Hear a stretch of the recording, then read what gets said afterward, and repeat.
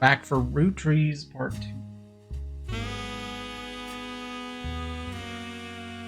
Jazzy Investigation.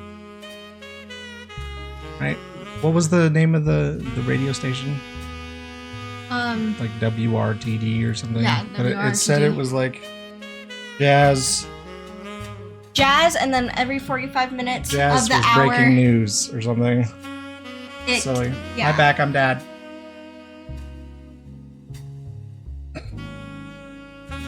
Why? He hates dad jokes. No, I hate that specific one. The other ones are fine. But that's like the best one. Yeah, you use it all of the time, and that's the problem. Wired. No, it is not. It says so in the dad handbook. There is no such thing. This window behind me is really killing the lighting. I'm going to turn on the sun. Yeah, the sun is gonna give me a migraine. Don't look at it. Even down here, it's still way too bright. Pretend like it's lighting up your... Okay.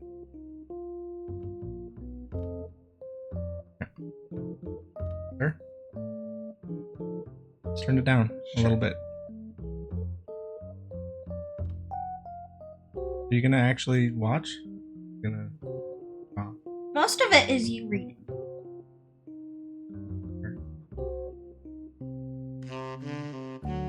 Right, well this Life Between Wars has 15 action.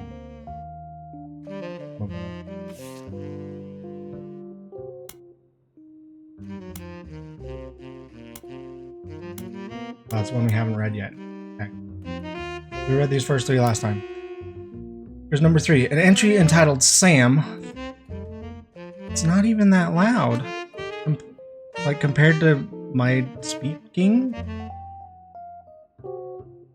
Right? Shouldn't be, at least. Maybe turn it down to a piece. It's not the same. I can see it's way lower, but I will turn it down. Dad cannot turn himself up. A pooter. I think you close. Okay, an entry entitled Sam from Lauren Roottrees' diary, written in 1963. From a previous entry, you learn that Elias Roottree... Okay, maybe it is loud. For a number of years now, work has been proceeding in order to bring perfection to the crudely conceived idea. I can't talk over this. That would not only I guess we're taking a break. Reactive current for use in unilateral phase detractors, but would also be capable of automatically synchronizing cardinal grammeters. Such an instrument is the turbo-encapulator. Now, basically, the only new principle involved is that instead of power being generated by the relative motion of how low the game audio is. It is produced and I have it set to 10 decibels less than the microphone. And capacitive directance.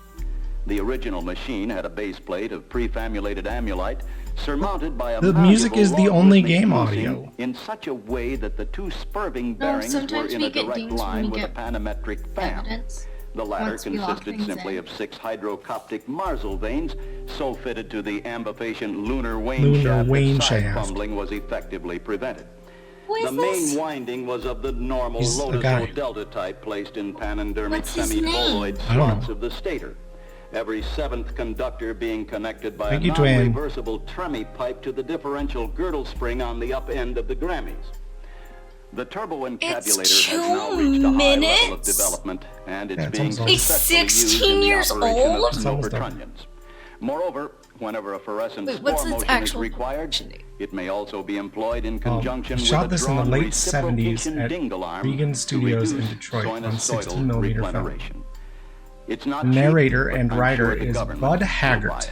His name is Bud Haggart. What?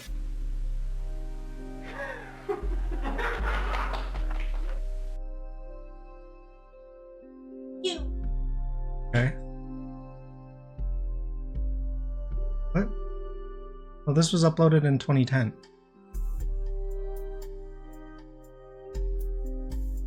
Oh, nice, Mighty. Good luck on the replay then. Okay, I'm coming back. Okay, so his name is Bud Haggart. He was the top voiceover talent on Technical Films. He wrote the script because he rarely understood the technical copy he was asked to read and felt he shouldn't be alone. So he wrote this like purposely for the guys that make him read all this technical jargon. He wrote it for those people so that they wouldn't know what it was saying. We just finished a production for GMC Trucks, and Bud asked, since this was the perfect setting, could we film his turbo encabulator script? He was using an audio prompter referred to as the ear.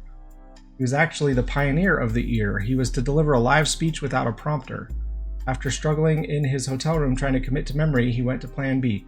He recorded it to a large woolen sack reel. I don't even know what that is. Woolen sack reel-to-reel recorder and placed it in the bottom of the podium. With a wired earplug, he used it for the speech, and the ear was invented. Today, every on-camera spokesperson uses a variation of Bud's innovation. Dave Rondat, me, was the director, and John Choate was the DP on this production. First laugh at the end is mine. My hat's off to Bud, a true talent.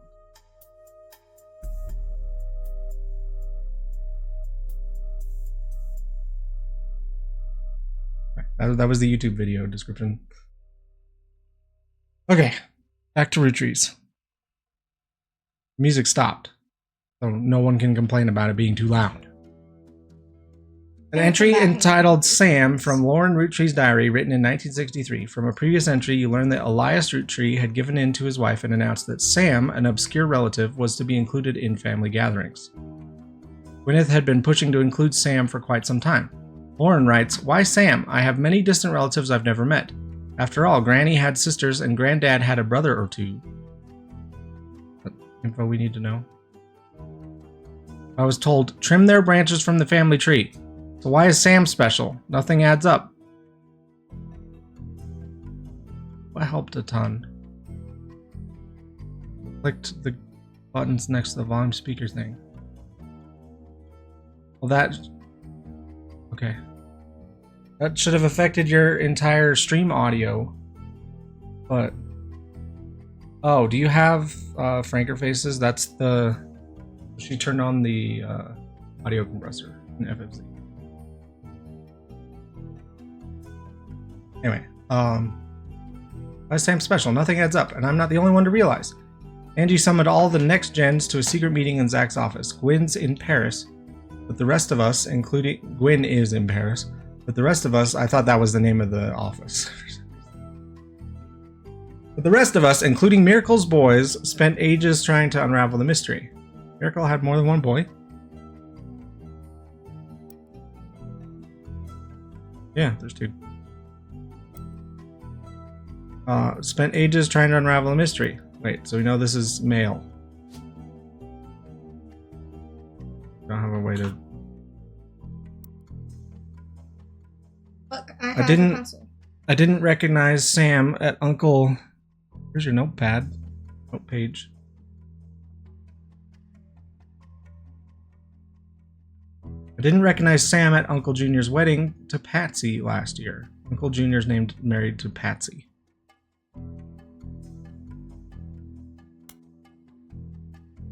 At the reception, when I asked who Sam was, Pop shushed me and said it was complicated. Clancy swore he saw Sam working alongside the farmhands, EC and John, when he used to drive past the old Anderson farm on his way to work. Those are the farmhands, EC and John. They're farmers.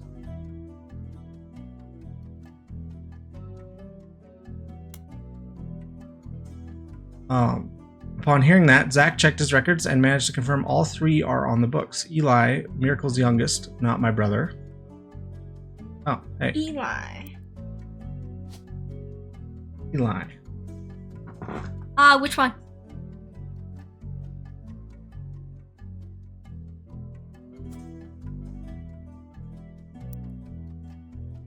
Miracle's youngest, not my brother, even chimed in.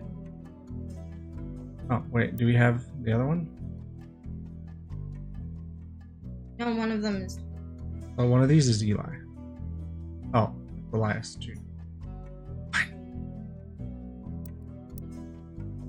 Apparently, when he was riding his mini bike alongside the farm a few weeks ago, Sam gave him some old tools and taught him how to make the bike's engine faster. None of us think that proper for a multitude of reasons, but Eli certainly seemed thrilled. At the end of the day, nothing explains why an outsider has cozied into family affairs, especially one who works on the farm of all places. Whatever happened to blood is thicker than syrup? Why is Granddad making an exception now? So Sam is like not related to them at all. Yeah. Okay. But here's the one with the 15 intuition. Means a lot of stuff. It's connected to a lot of things.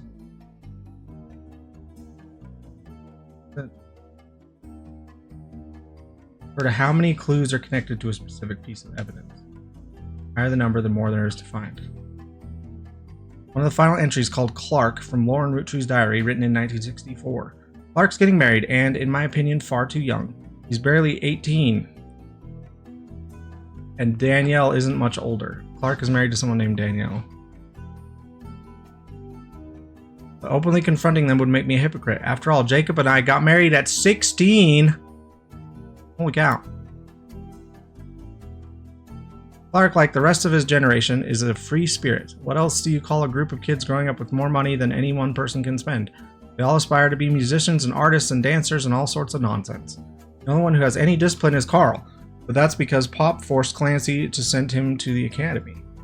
Maybe I'm just... Is Clancy Pop's wife? Oh, look at the board. Clancy. Caracosa. It's Carl's.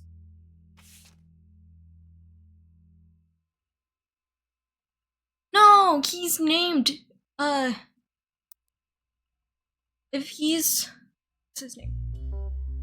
Clancy Edwards. So I'm thinking he's probably one of these two is probably Clancy. Clancy Jr. Yeah.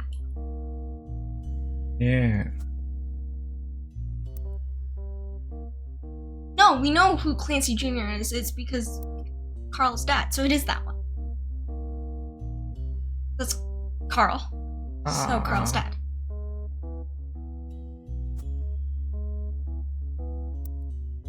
Okay. Maybe I'm just getting old, but our generation was never so bad. My brothers all seemed to pursue paths of knowledge, and the most rebellious thing any of us ever did was to bring home someone who would be illegal to marry if we lived anywhere south of Pennsylvania. Whack. Pop seems to have gotten over it because Edward is set to take over his department once he retires. And as for me, my first published book, Swashbuckle My Heart, is based on the pirate stories I used to invent with Jacob while we were walking in the woods after school. I think he'd be proud that Clark and I are carrying on his name. Need to search that. Even my cousins are doing well. Zach's not a bad president after all. You know that Zach? I don't know who Zach is. Well, someone with a... Ernie was the fourth. Zach and then is... my guy, or guy something. Zach is one of Lauren's cousins. Oh, either that one, that one, or that one, or that one. They were also a president. Can you figure out the other 5 people?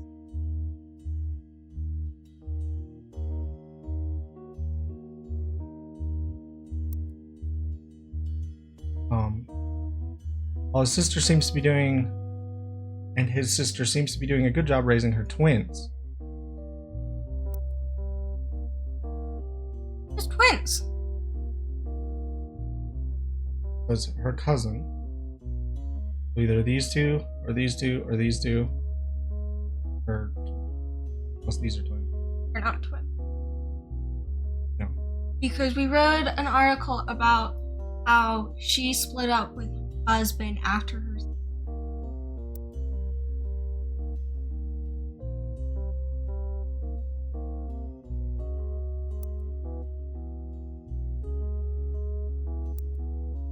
Okay, Gwen is Gwen, but at least she came out of the divorce with her head held high. Those are twins. Talking about Gwen. Sisters. She's an only child, and we're talking about, and the person who has twins is a sibling. Because Zach's not a bad president after all, and his sister seems to be doing a good job raising her kids. And then we moved to Gwen. But someone with a sibling who had twins. So one of these two.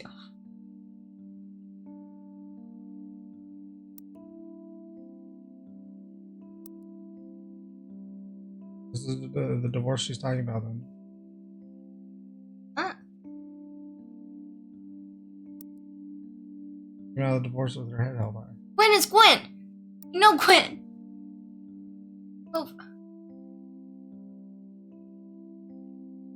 Oh, so this is blah blah blah about one cousin, blah blah blah about a different cousin.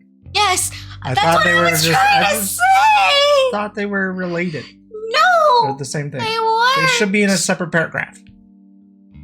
Even told us she might come home next year but so we she's can meet talking her about kids. all of her cousins. Okay, fine. The free spirits and any other family that all end up on the streets. Clark. Of the book. So this is related to 15 pieces of evidence. Not periodicals.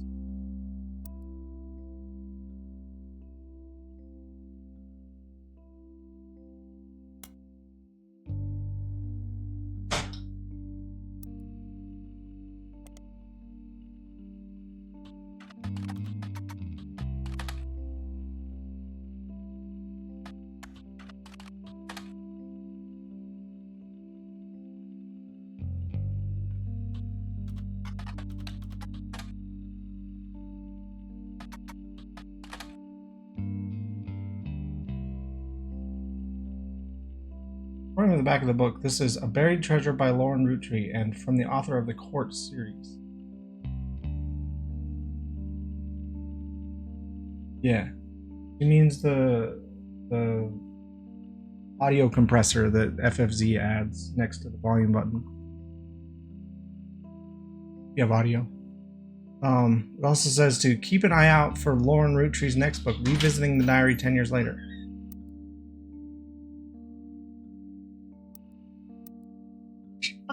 Yeah, it says it was re-released as X Marks the Spot, and that just gave me this. Which isn't much. Also says to keep an eye out for Lauren Roottrees' next book, Revisiting the Diary 10 Years Later.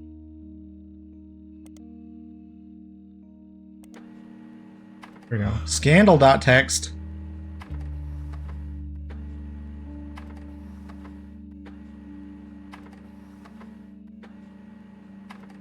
Yeah, it probably is.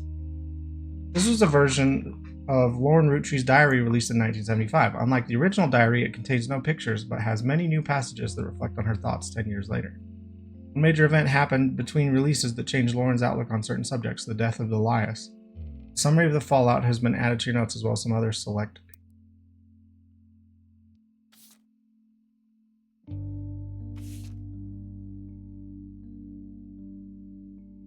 New Diary opens with an explosive incident that happened in the decade between the release and re-release of Lauren's diary. Elias Roottrees had died, and during the reading of his will, there was an audible gasp when a certain name was read aloud, Samantha Roottrees. Although Sam and her children, Sam is a girl, were not meant to receive monetary inheritance, he had a stipulation that she retain the rights to run the farm and any and all decisions related to it. It was then that the scandalous secrets came out. None of the 5 pieces were surprised, but it was quite a shock to everyone else, including Sam. She had been told her parents died. Apparently, Sam was the illegitimate daughter of Elias Jr. and Patricia Christensen. What? Know where Elias Jr. is. Yeah. Or, well, he's the second piece.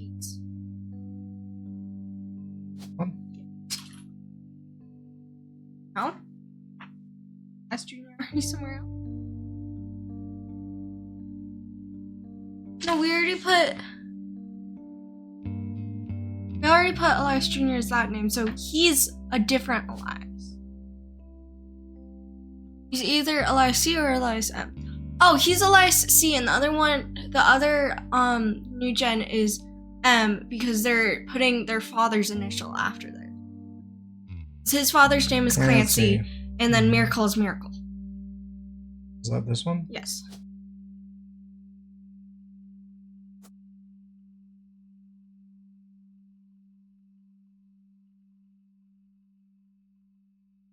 You know? Was the illegitimate daughter of Elias Jr. and Patricia. So this isn't Patricia because I wasn't married to her. Right? Can we put so Sam doesn't go on the family tree. She must be this. Under there.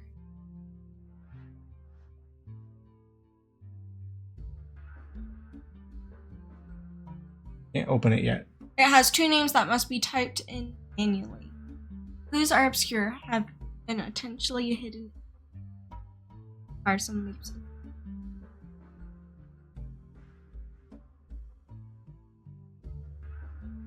Maybe it is something. I don't know.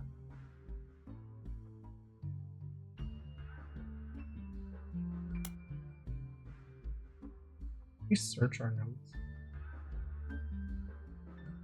Probably. We do that.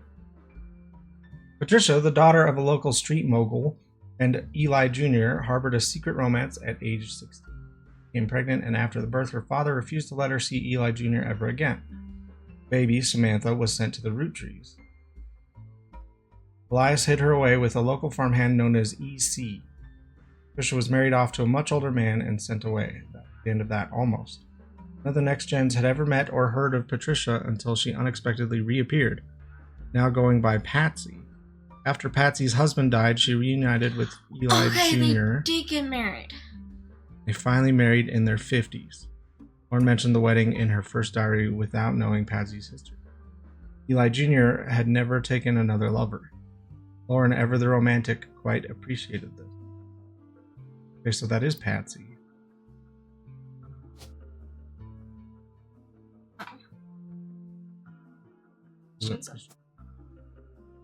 Their child is Samantha.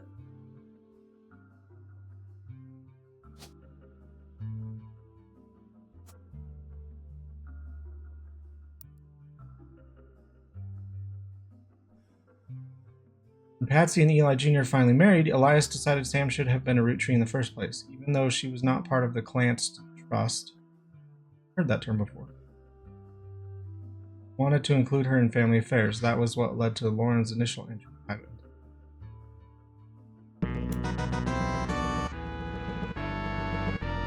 Clancid.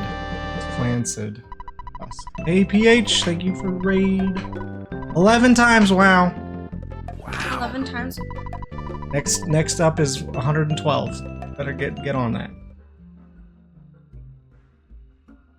It doesn't help that you stream after I do usually. Thank you for the raid, Fuzzy Pickles. Yeah, I'm usually raiding you, not the other way. The Clancid Trust is a highly unusual corporate arrangement. Well, we're playing a mystery reading game. Family tree making game. Family tree sleuthing game. Where we have a Windows 98 computer. That's great. Set in 98. Eddie, oh no, Skelly other.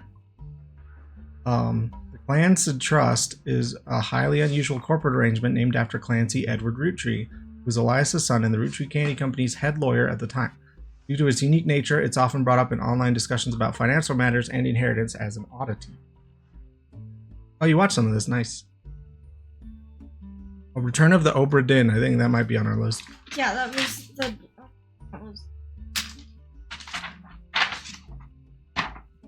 What? Oh yeah, see, she has it written on her thing. Games like Chance of Sonar, where Roottrees are dead, and Return of the Obra Dinn. The company mandates that a fixed percentage of its profits are split every quarter amongst bank accounts representing each direct relative of Elias and Gwyneth. An account is created for each blood relative at birth and first accessible when they reach 18. The actual numbers have never been fully disclosed to the public, but due to the ever-increasing success of the company, it is a significant amount of money. Clancid Trust is known for being essentially impossible to get around due to many checks and balances written into it. Though there have been a few situations in which family members have tried to forcibly remove another member from the trust. Most details online are pretty vague since the matters are handled internally. What? No. Just you.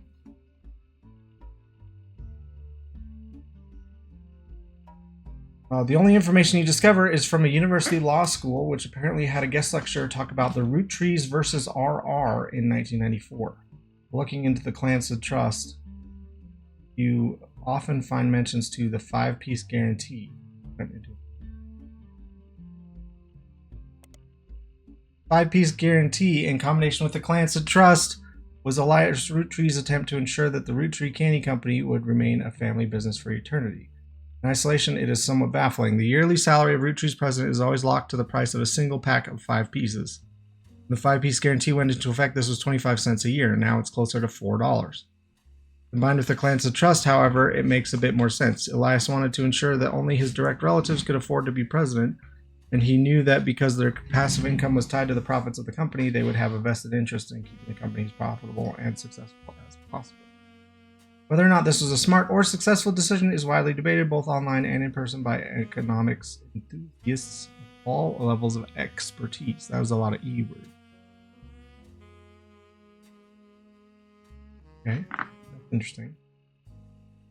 Doesn't really tell us anything. Interesting. It tells us that no one has a motive to. No one in the family has like a motive to kill anyone else. Find very few details about this particular incident with regards to the Clansed Trust. A student that attended the lecture about it wrote the following on a legal oddities website. From what you can tell, RR attempted unsuccessfully to remove a fellow family member from the trust. It was said that RR attempted 2 arguments. First in question was born out of wedlock. Second, they committed a significant crime against a fellow family member. Still, due to the ironclad wording of the Clansed Trust, it was impossible to remove any direct descendant of Elias Roottrie without dissolving the trust. There's no additional information online.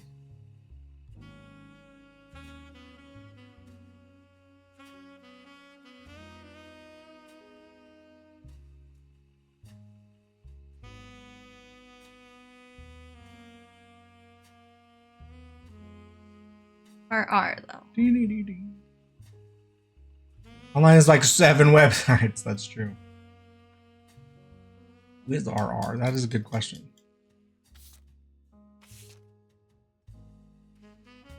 Robert Roottree? Ronald Roottree? Riley? Raina? Riley and Raina were not alive. Oh, they were alive. That's it. Robert Roottree or Ronald Roottree?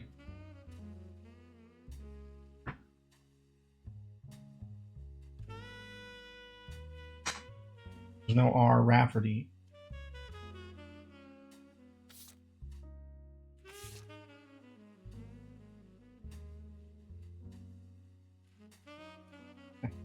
Page. This is a page of additional notes and context from the 1975 10-year anniversary re-release of Lauren's Diary. It is the companion piece to the entry about Sam. Clearly, I did not know our true family history when I wrote this. I didn't even know Sam was a Roottree. All of my doubts were ill-founded. She's a fine woman. Had she the chance to grow up with us, Sam might have been the sister figure Gwen never was. Ernie and the kids are lucky to have her, and her children seem eager to help the family in their own ways. Ernie Jr. has been learning the day-to-day from Zach. It has been a long, long time since any real Roottree was as excited and interested in the actual candy as Ernie. As a bonus, Gwyneth has the green thumb of her mother and her adopted grandfather. Okay, we know our children. Whose children? Sam's.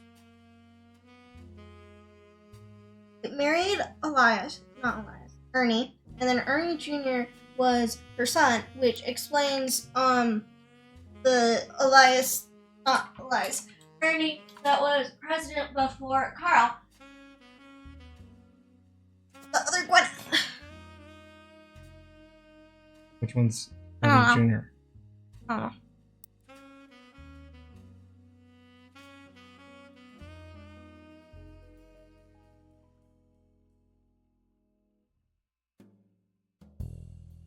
I'm most ashamed of is not figuring it all out myself. Sam's a spitting image of Patsy with jet black hair and green eyes. Oh, then we know, go back to the next gen picture.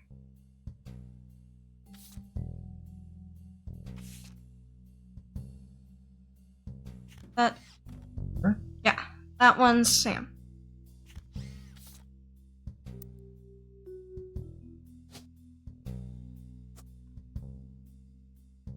And we know she was a house mother because her housewife. Well, I'm pretty sure. Might have just been a farmer. Who knows?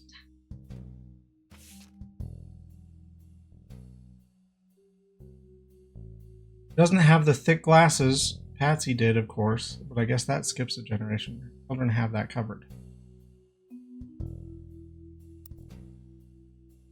Kids have glasses. Over there. Hard to explain the look on Pop's face when they read that the farm's operations would pass to Samantha Roottree for as long as she was willing. Hey, you sure she's not a farmer? I got flashbacks to when Zach was made president. Mother reframed it a bit to calm him down. Sam wouldn't receive any candy money, after all, and was essentially inheriting the right to rule over the peasants for eternity. Pop warned us away from that farm for years. Never met EC in person, but Pop once referred to him as a confirmed bachelor, and I suspect that's why he kept us from there. Sam had to grow up in a house with him and his roommate, Mr. Miller. Not sure Sam will ever forgive Uncle Junior or Patsy for abandoning her to that life. If I were her, I might never forgive them either, but even so, she seems to blame more than just the two of them. She has no problems with us next gens, but she has a palpable hatred for the Five Pieces and Elias and... She named one of her child.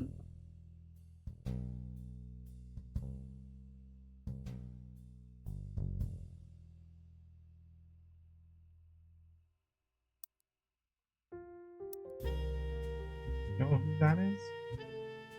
Of the picture? Probably not. Look at the Five Pieces picture and try and figure out who's who.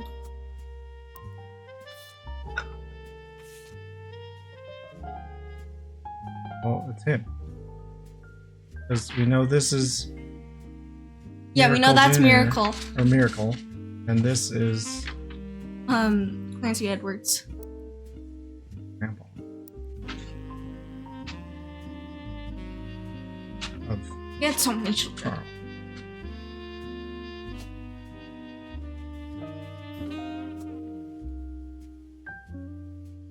What was his occupation?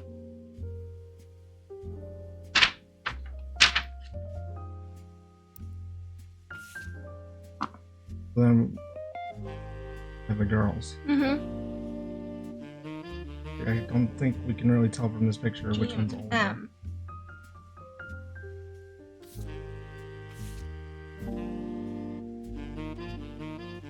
Okay, next. This is a page of additional notes and context, blah blah blah. It is a companion piece to the entry about her son Clark. Reading this back, I get deja vu. As I write this addendum, Clark's gotten married again. No Roottree has ever remarried. Sure, I lost Jacob and Gwen divorced Wild Bill just before she had her second. Not even I can blame her for that. I've seen what he gets up to in Starlit. The magazine started with the colorization of film and went until around 1964. Apparently it was a tabloid with a focus on famous actors and actresses. Didn't much go into any other aspects of filmmaking or Hollywood. We can search inside. Wait, I have gossip about old Hollywood. I mean, we can find Bill Williams' actual name in that. Yeah. But neither of us ever took a second husband. With the way the world is moving, I guess it was inevitable someone in this family would remarry. I just wish it wasn't my son. I can only wonder if Clark's apparent disrespect for marriage is due to the lack of a real father. I did what I could, and Lord knows Eli C. stepped up and helped. More than I can say for Clancy or Edward. Eli C. practically raised Clark and Jim as brothers whenever he could. Eli's marriage seems fine, and Jim's marriage seems solid as a rock, pun intended. So who knows what causes these things? I suspect that he's marrying Jane to keep her from running out on the band. That or he'd be the third wheel, and I imagine they wouldn't last long as a trio. Still, don't a marriage on such a shaky foundation like that can last. Lord knows I was right last. So his second wife is... We're talking about... Go back. This dude. You know the dude with 3 spouses? Wait, so Jane is the second one, not the third one. Oh.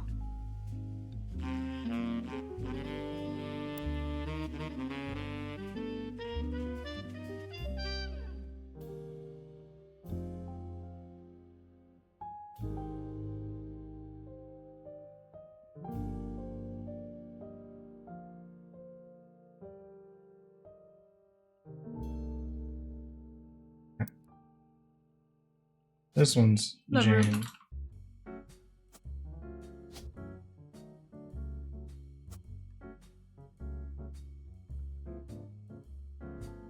It's your alarm. It's gonna keep going. Just go get it. Ugh.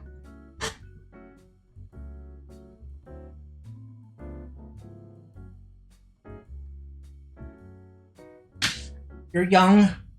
You have legs. Get it. I don't want to sit here and listen to it.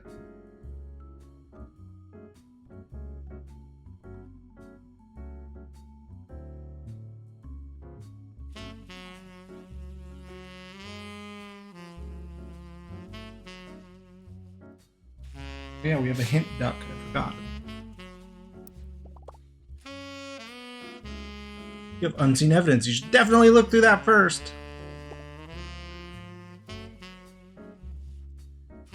Yeah? I mean, without it, it'd be like this.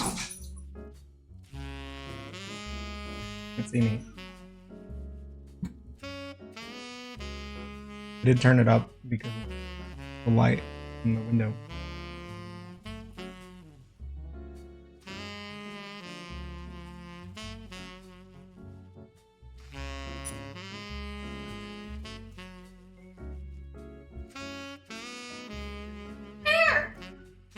Of course he did. You steal my chair, mister. There, not on his chair. Someone's really liking the light. Okay, so we put Jane here.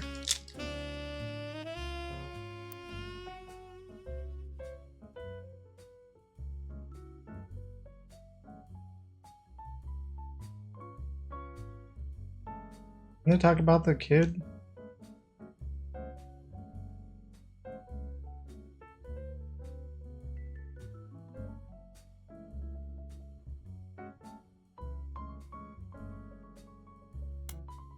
This is a page from the 1975 10-year anniversary release of Lauren's diary. It is not a companion piece to any specific entry, but addresses feedback.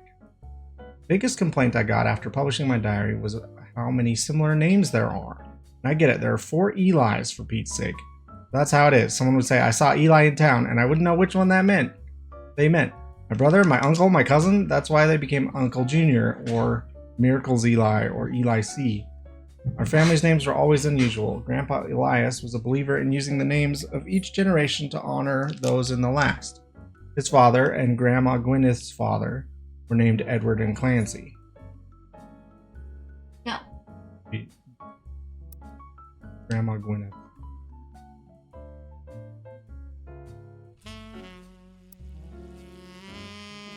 Now you see where my pop's name came from. One thing that's always been consistent in our family, though, is that anytime someone's a junior, they're always the firstborn son.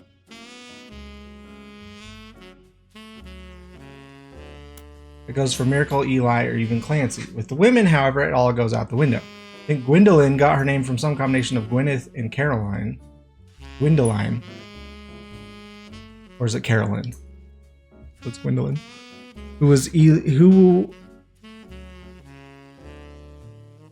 Gwendolyn got her name from some combination of Gwyneth and Carolyn, who was Elias's mother.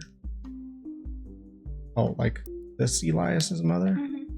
That's not. Women's names No, tend... it is. Why? Because we know the first daughter is named Gwendolyn. Now. One? Yes. Because the first parents with the G.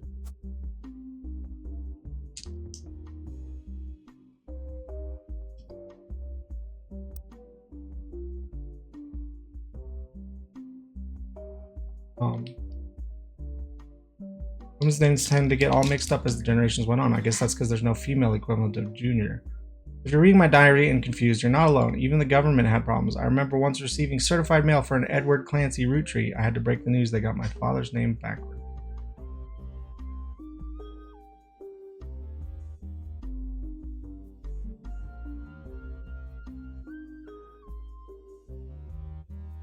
I thought Edward Clancy and Clancy Edwards were different people. Okay. Sure. Word. With Clancy Jr.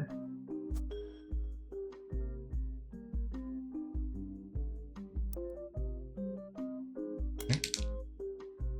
Has no magnifying glass on it.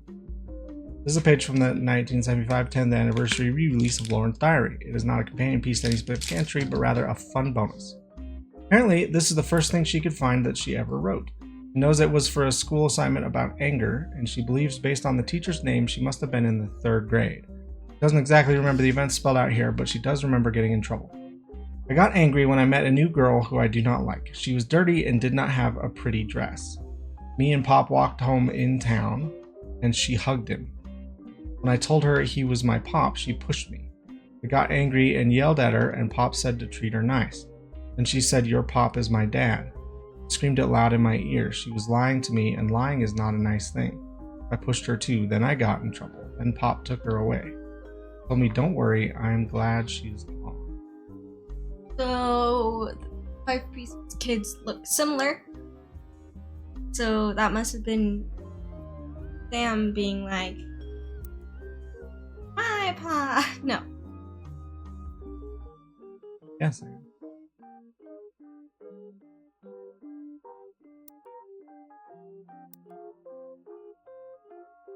Because of someone her age, so in this generation. I mean, discounting Miracle Jr. because Miracle Jr. is technically actually the same age as the... Right.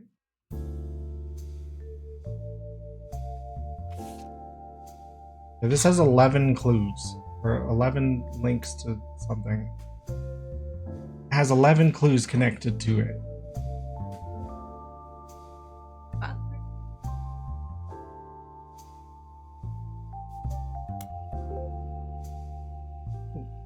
Periodical. Butler County is located outside of Pittsburgh, Pennsylvania. While the Roottrees Candy Company now has its headquarters in the city,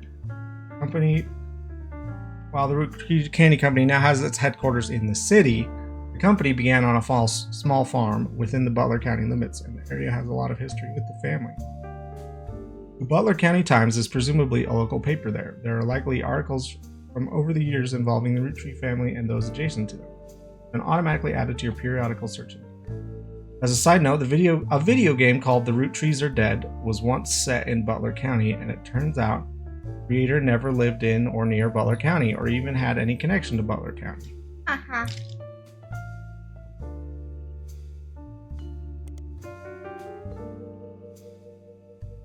Okay, so there's in the game universe, there's a game called the same name as the game.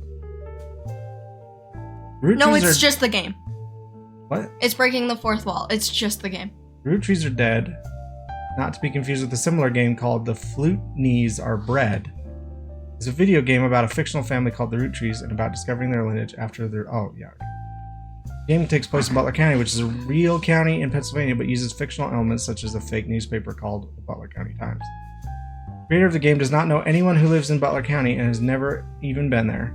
Said he just randomly picked somewhere on the map near a major metropolitan area that sounded reasonable and hoped not to somehow accidentally offend the people that actually live there. Okay, what's the Roottrees Are Bred? You're really doing this, are you?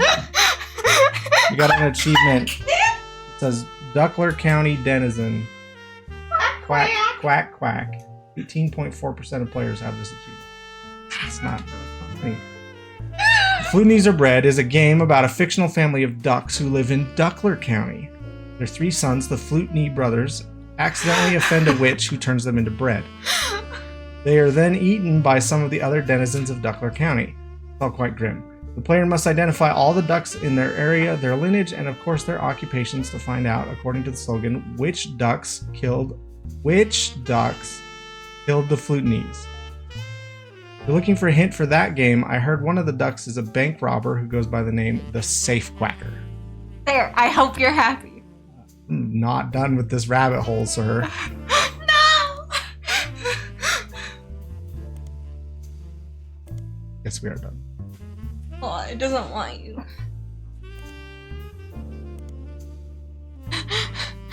Fine. I guess we're done.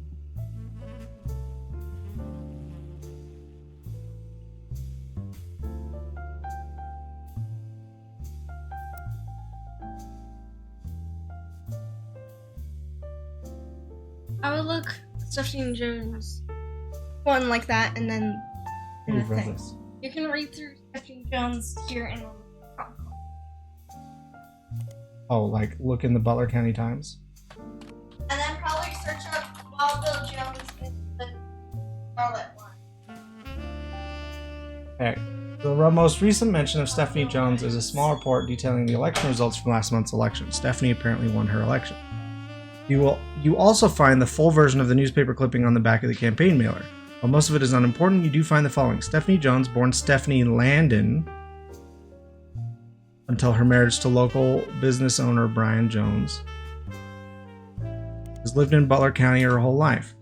Stephanie grew up in a home without a father. With my mother and her partner, I essentially had an entirely female influence. Though she is a distant cousin of the Roottrees, her mother, Carolyn, whatever, a local artist, Caroline, who has appeared on the front page of the Butler County Times in the past, has often come out opposed to the corporation's policies regarding deforestation of indigenous trees to expand their maple farms.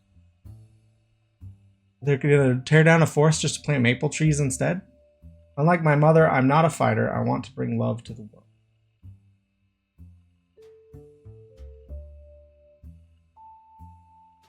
I don't think she's a root tree, so I don't know that that's... Wild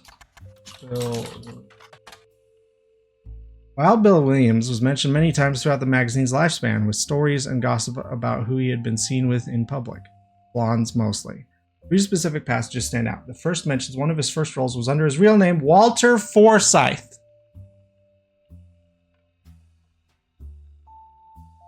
He did it. He's in the bathroom.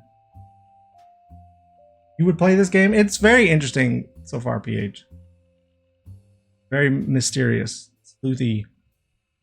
Like, the searching stuff is bad, but we got to, when we connected to the internet, we got to listen to the dial-up sound. I haven't heard in forever.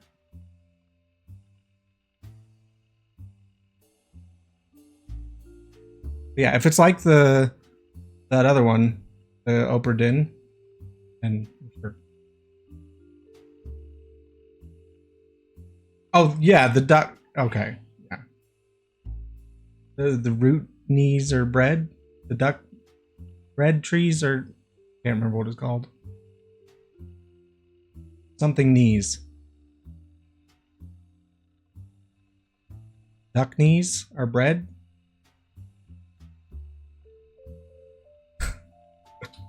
Okay.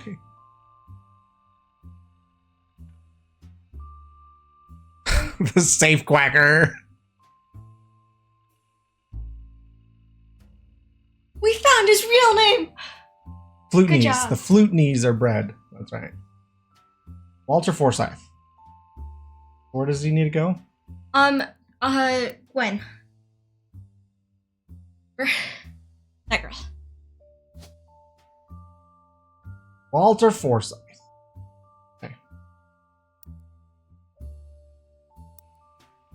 The second is an interview. Although he doesn't mention her by name, you discover from context he's talking about Gwen Roottrees. An apology to all the ladies. I'm actually taken. Earlier this year, I did a friend a favor. He was directing a war movie and asked me to play a small part. Wouldn't you know it? That son of a gun cut me from the picture. I'm just ribbing. It wasn't his fault. Apparently, the studio didn't want to pay for a star of my caliber. I got the last laugh, though. I met someone. She spent most of the film crying. She was playing a soldier's wife. But even through the tears, she was incredible. I know I tend to have a reputation, but this one's true love. I only have eyes for her. Ironically, the third is a rumor that his divorce from Gwen was due to multiple affairs, including one with another actress. An American reader on vacation in Paris claims to have overheard Wild Bill and Gwen arguing in public while she was holding a baby and visibly pregnant. Not long after, Gwen announced she was divorcing Wild Bill and also that she was pregnant again, giving this rumor more credibility. Cool.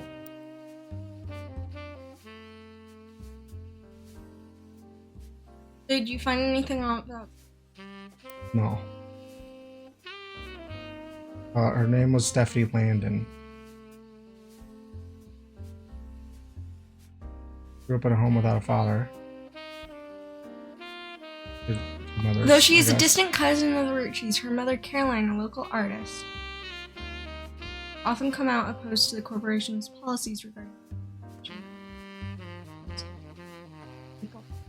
my mother. I'm not bitter.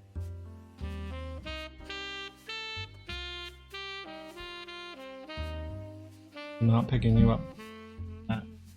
I read it. Well, that doesn't really tell me anything. Distant cousin means she's off the board. No, I would assume because you heard a thing of distant cousin being just second or third cousin. So I think she's actually all the way to the left. One of those many children down here. I'm assuming actually. Yeah, this person. Or that one. One of these. Okay.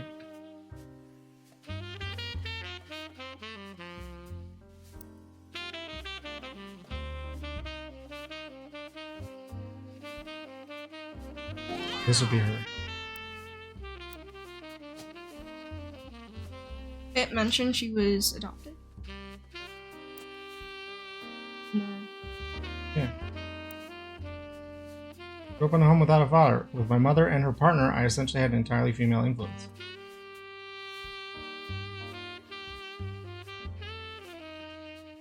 You're not.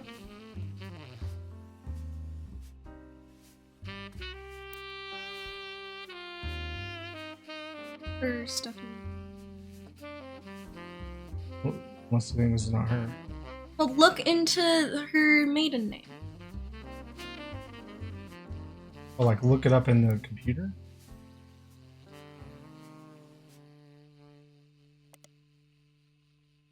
In the periodicals.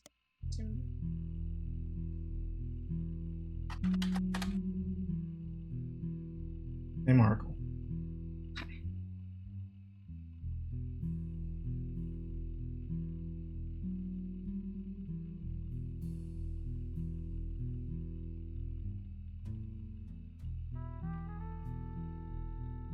Caroline. Go Caroline.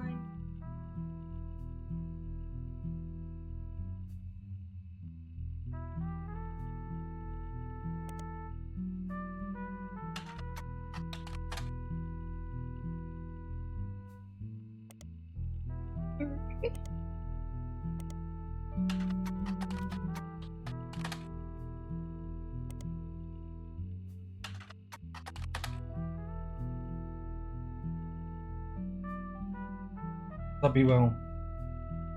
I'm 69.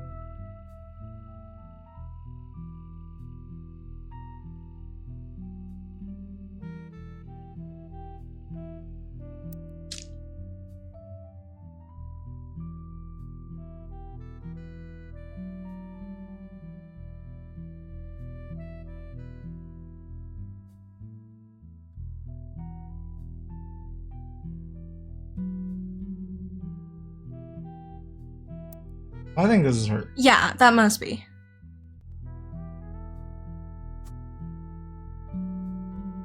Again.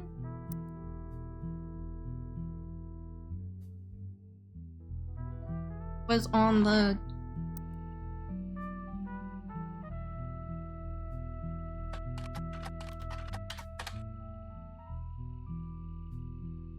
Brian Jones.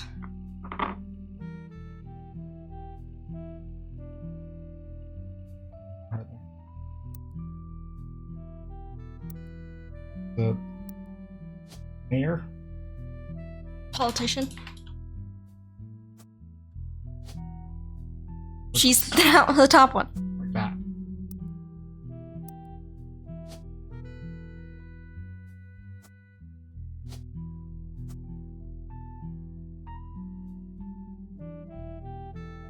Okay.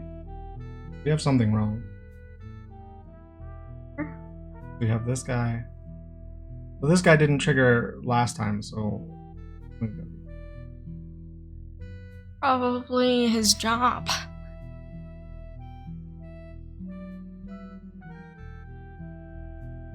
Could be in jail for all we know.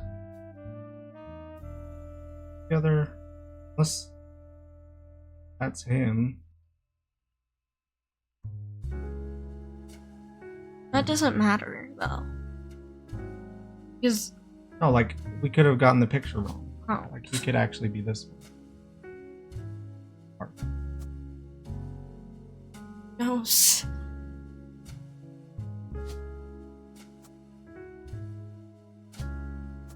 I mean, maybe.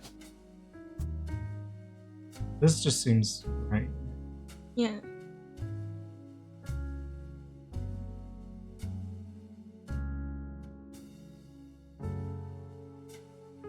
Wait. Go down. How's there two? What? We put Jane down there because we had two Right. Rafty LaRues. So maybe there's another. Is there another LaRue somewhere? Him. Must have gotten married. Dumped Jane and married her sister? Who knows? Who knows? Oh, nice, B-Will. Question mark. I wish we could, like, mark things on here as, like, maybe. I guess that's what ones that aren't locked are. Yeah. They're all maybes. Maybe. Maybe. What do we know about Mark?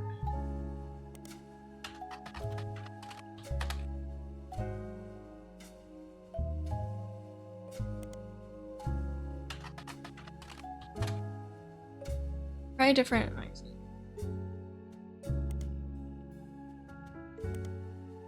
Not be in business. Not cost that much to just.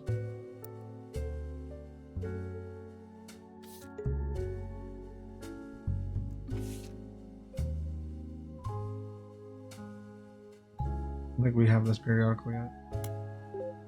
Teen Blast is a magazine aimed at teenage girls. Their website has a news section that offers condolences for the loss of the Roottrees sisters. The fashion line was often covered by our magazine, and Raina Roottree first appeared on the cover on her birthday.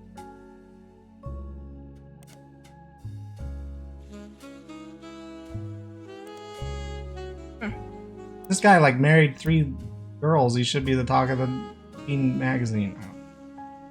We should probably look into Lauren's brothers, see if we can find any occupations. Please. Can't see you.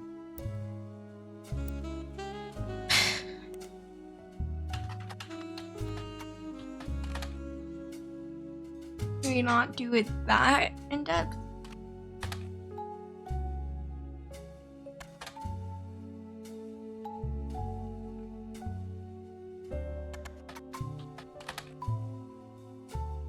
Fire search has nothing.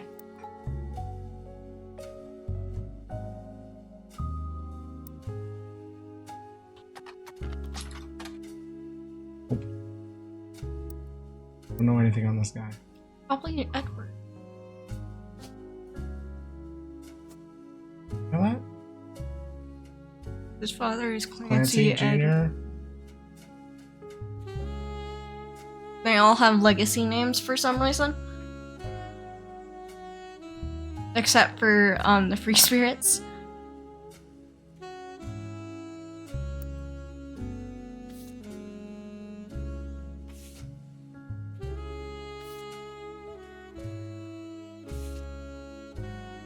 MMM Magazine. Look that up.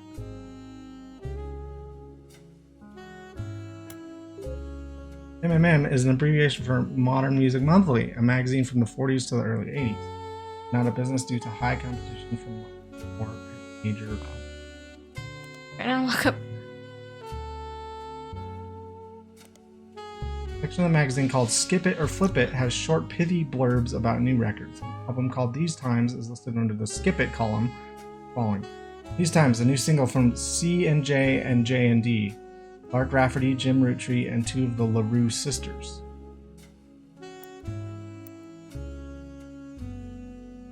Diamond LaRue. Yeah. Kim.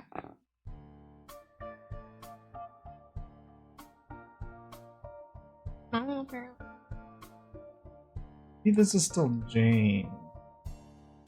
No, because they said in the blurb the blurb about the diary that Jane was his second wife because it was a big deal that he remarried. Right.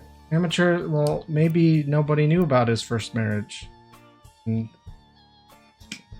they all thought that this was the first wife and he could be married. It didn't say nothing about him having a child, though. Amateur's folk style songwriting is catchy at times, but ultimately doesn't do anything new. Who else can we look up? Jane? Probably only this. An article from 1968, you find a small section focusing on young upcoming talent that Modern Music Monthly predicts will make it big. It has this to say about the LaRues. The LaRue sisters got their start doing session work for their great uncle's record label. If you remember any songs from 1960 to 1965 that featured the voices of kids, they were probably involved. Back then they were credited as the Lucky LaRues. Now that he's passed, they've moved on to bigger and better ventures and are going by their full names. Diamond and Jane have been touring with some famous faces. We've heard of the Roottrees, and are looking to release an album sometime in the next year. Youngest Kim is about to step into a prominent role on Broadway, taking over for one of the children in Oliver. Kim is a sister. Yes. It's not this. No, that is. Oh, because he could have married their son. Look up Kim LaRue.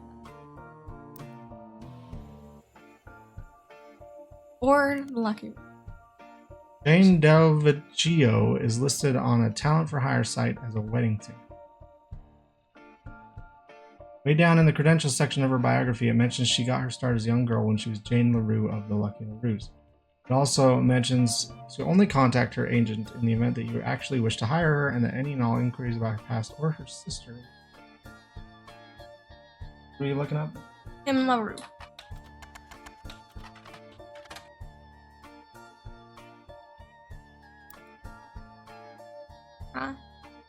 Can you look up her in that one?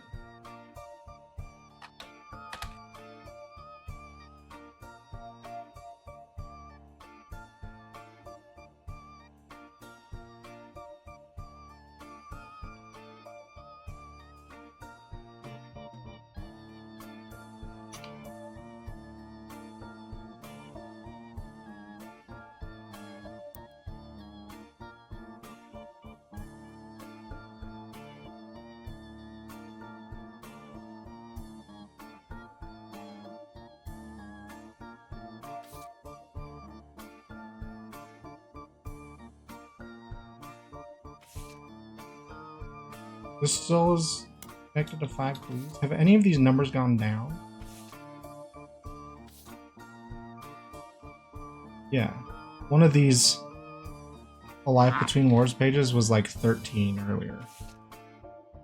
Yeah.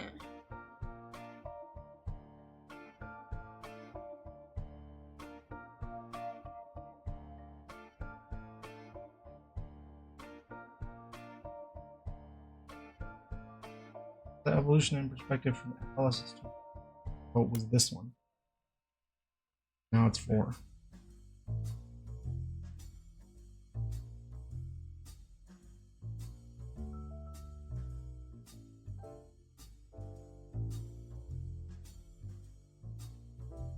What's up? In the public library?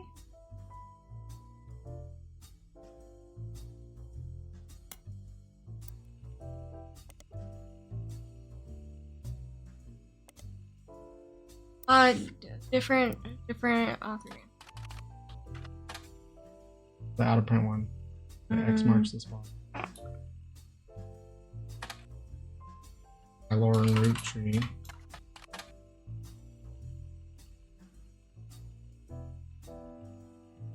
And that's how I found Revisiting the Diary 10 years later.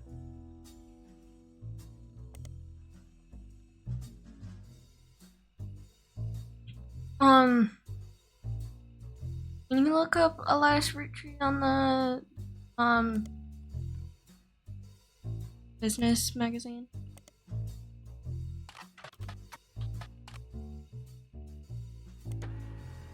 It's the Watchman of the Year. Elias Roottrees was awarded Watchman of the Year in 1936 for his accomplishment of rolling out 5 pieces to a global market.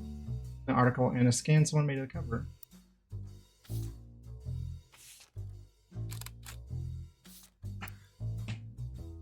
Nice top hat. I was wondering when we would get another picture. Elias Roottrees was voted Watchman of the Year by Business Watch in 1936, and a painting of him appears on the cover. Painting. The magazine says he was voted Watchman of the Year specifically to recognize the global rollout of 5 pieces. Inside the article is a timeline of 5 pieces. 1908, Elias forms the Roottrees Candy Company after marrying his wife who inherited a maple farm.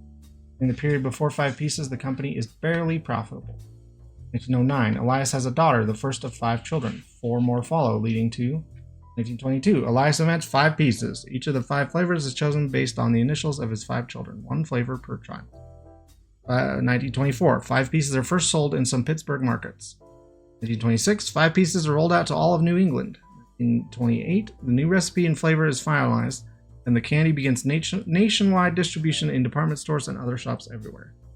1935, the Roottrees Candy Company purchases every available maple farm in Pennsylvania in preparation for their global rollout. Also 35, with the help of his son Elias Roottrees Jr.'s architecture firm,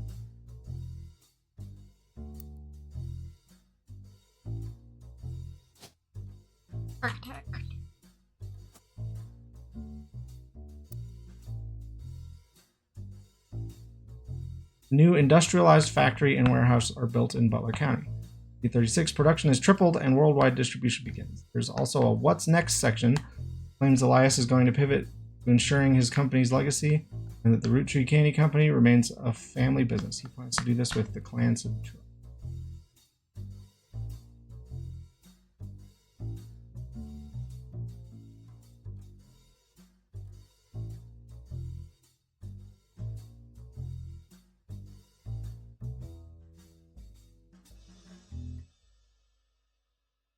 Anything else we got from this?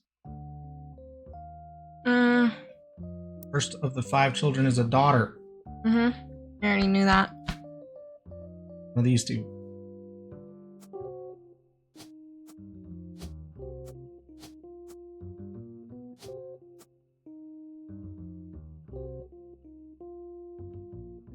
Okay, I would assume she would have. Gwendolyn would have the dark hair. 1, 2, 3, 4 people with. I would assume Gwendolyn had the dark hair and housewife. Because Gwen has blonde hair. Gwen has blonde hair.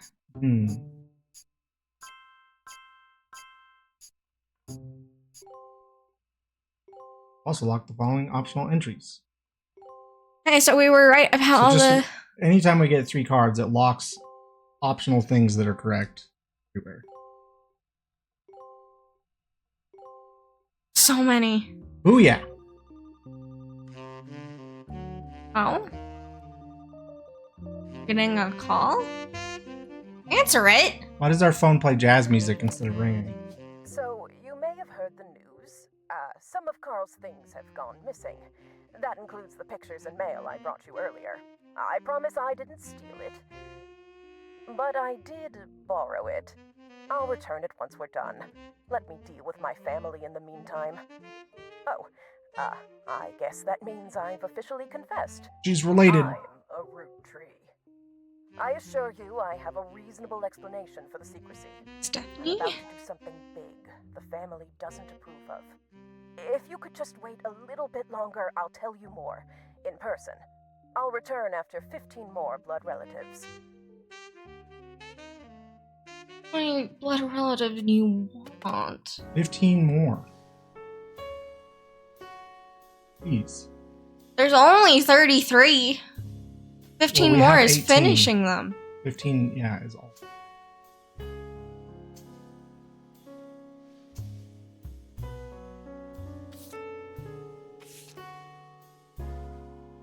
Instead of returning, the person who hired you called you on the phone. They claimed they were a Roottrees. They also told you they'd give you more of an explanation the next time. End of the game.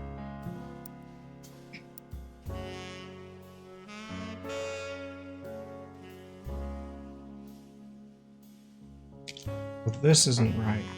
She's not a housewife. Yeah. She's a farmer. He's not a musician. We also know that this is her.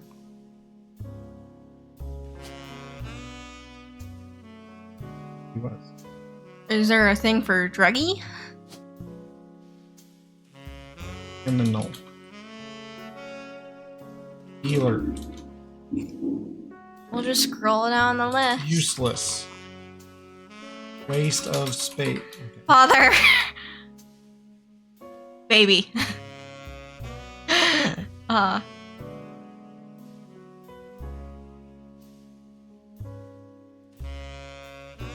Media mogul.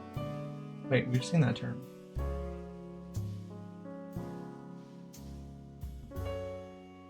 All the presidents. All pro athlete. Retail. Student college travel agent. Let's put him as a media mogul. Someone else is probably the actual media mogul, but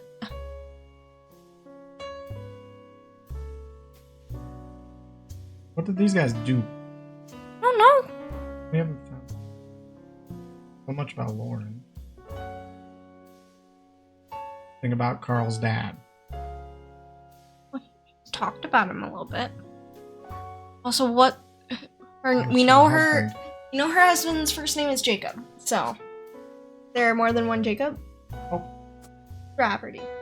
Why didn't we have that Oh, before? well, that makes sense because. Why didn't we have that before? Thinking. Now we know.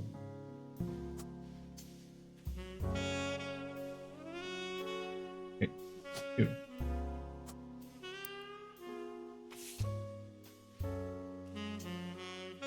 Mm-hmm.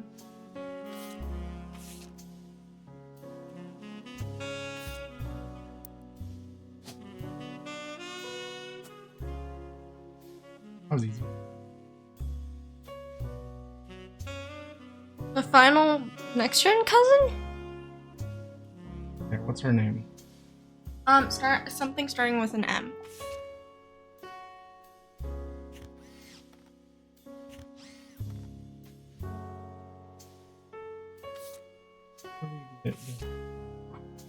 M is for melon.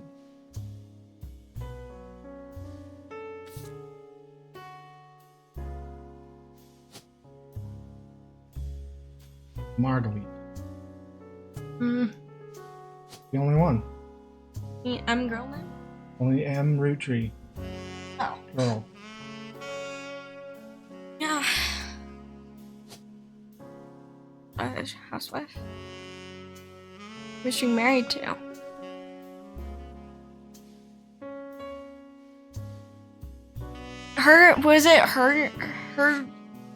Was it him who was the one that took name instead of keeping it?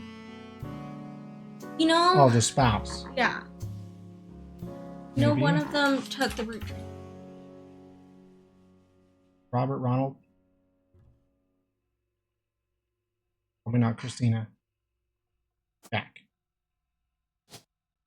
This one doesn't count as a. Wait, can you put unknown male in there?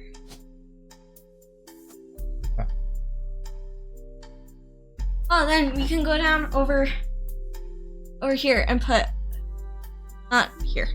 Over. Oh, look. Yeah. Yeah. I You're told right you. about those. Unknown female. Unknown male.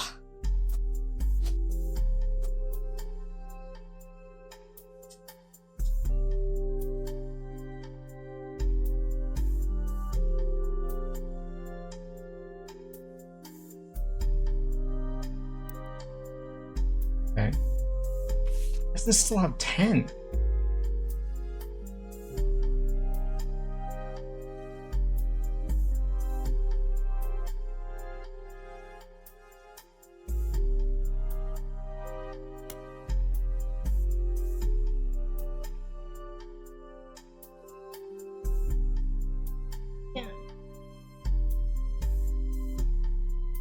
I'm writing to Carl.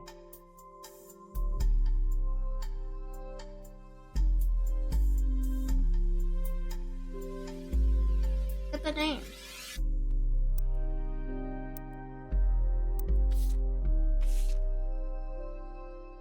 there anyone with 2 first names?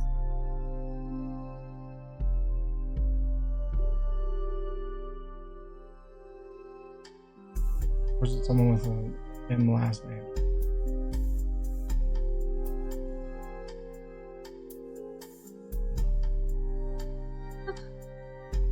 Carolyn Morden? Oh, that one makes sense. Because, that's her mother. Stephanie's mother? Yes.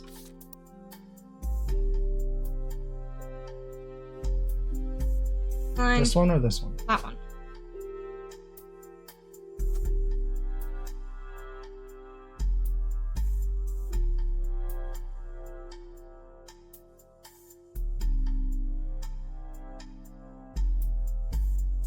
This one Morden? Either that or G. Or no. How many Mordens are there? Oh, sorry. 3, 5.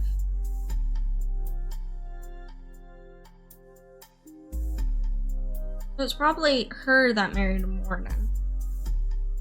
Her?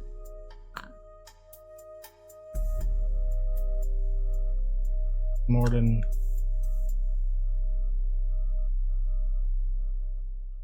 That or James. We've heard a bunch of Zach. Yeah.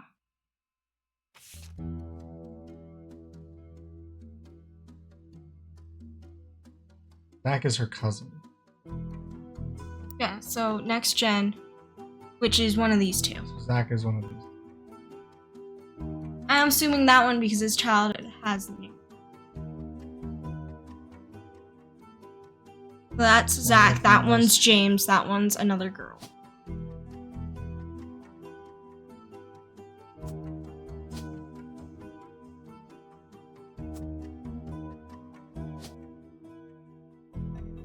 Angelica or Gwendolyn?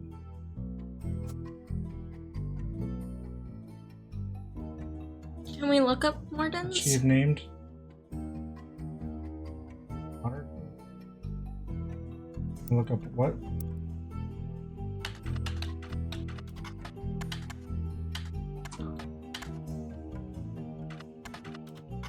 No. A very eclectic. By the first time. You spelled it wrong. There's no first H.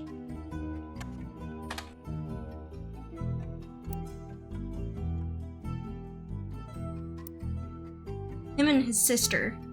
Wait, go back! Go back! This Sisters is doing a good job raising are their twins.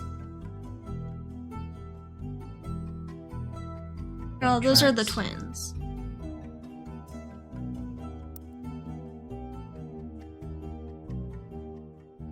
Go to the one that talks about names. Diary entry that talks about names. Wait, where's republished one? Gwen is all the way over there. Her. Yes, okay. Why do you keep forgetting Gwen? Very forgettable. I don't think she is. What were you telling me to look up? No. Go to evidence. Go to the rewritten one. The one where she talks about names.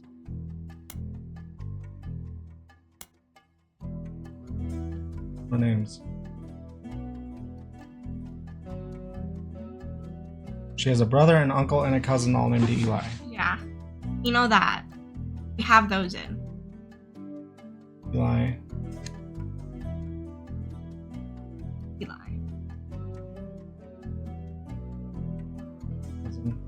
Your close brother, you.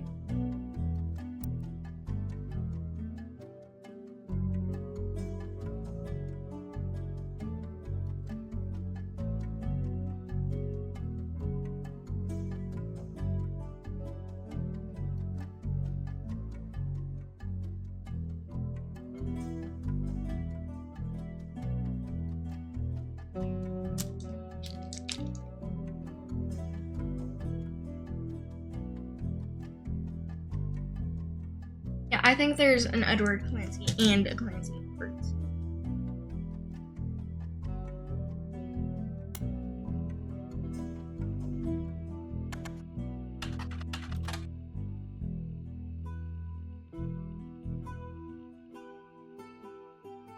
Clancy.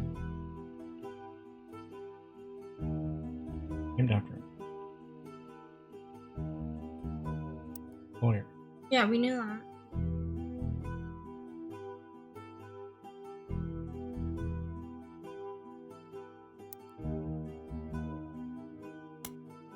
Just need to figure out the other men's.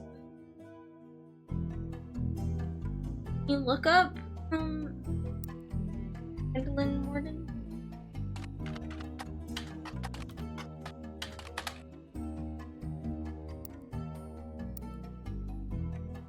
Oh, Zachariah Morden. Oh, she's a Richard. Can you look Zachariah Morden in the business magazine?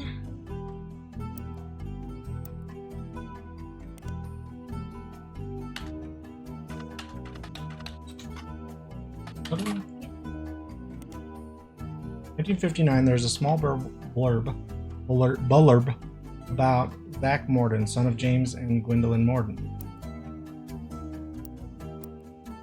grandson of Elias Roottree, inheriting his candy company. He is quoted as saying, "Elias entrusted me with carrying on his legacy, and that's what I plan to do. Along with 5 pieces of chocolate maple products selling incredibly well. Will not be making any changes." Okay. You know he's the president, but was he the second or third?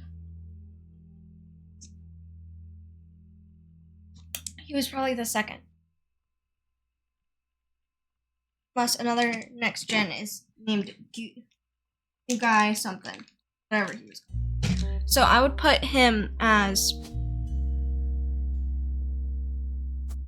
And do we have a picture of him in the next gen photo? Probably, but do we know which one?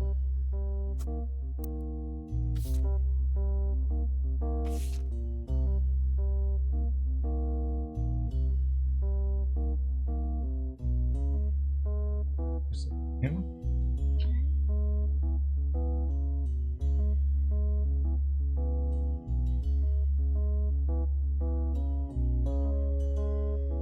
Mentioned Sam, Miracle. Then they included Miracle Jr.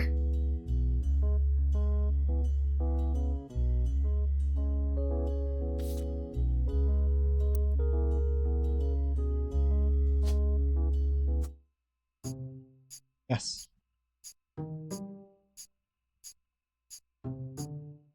So his sister must be the one with red hair in Establishing the roots, back. locked in the 5 pieces. It's nice when games have like an in-game achievement thing that pops up in addition to the Steam.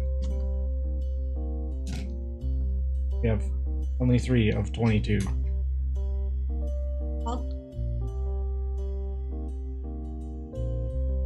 No, the there's 3 achievements. achievements. Yeah, true. Oh yeah. So we know. Go back. We know that one is.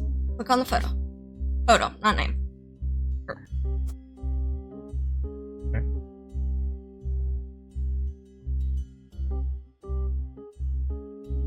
He wasn't in the photo because he was the baby. Yeah. Oh, you can include him as baby photo. Baby photo. Maybe. Bobby. Yeah. What is this picture?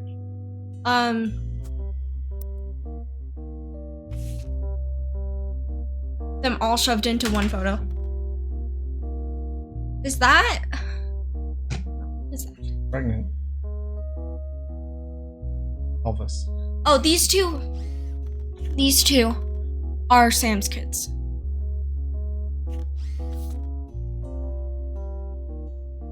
You know, because big glasses.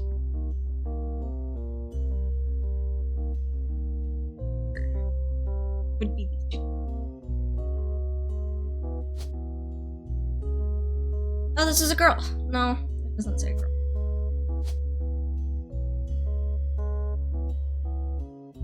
I think if we had put unknown male. Kinda nice, actually.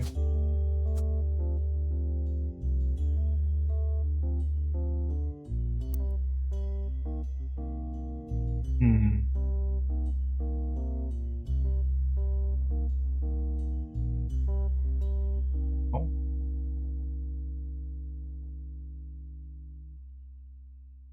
How long have we been going? Only an hour and a half. Conquistador. Can you figure out Miracle's brother? Miracle Jr.'s brother?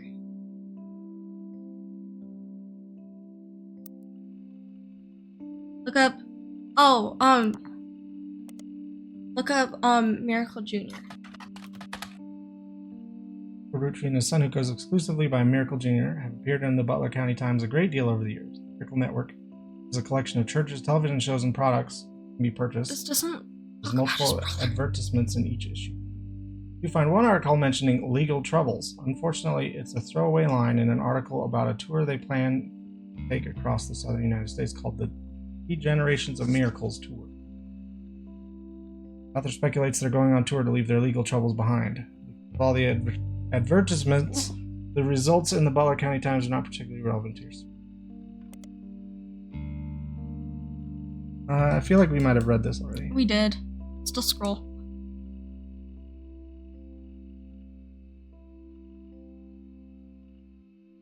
The power of the Lord coming to a town near you. What about in the business magazine?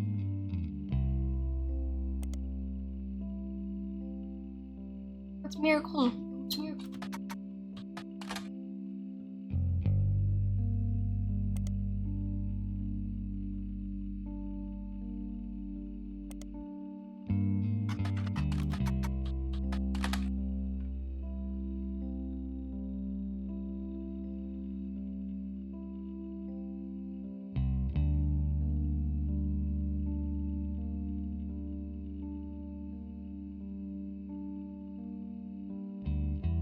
And 3 years later, Miracle Roottrees Jr. arrived. No mention of being married. Yeah, we're trying to find miracles. No. Miracle.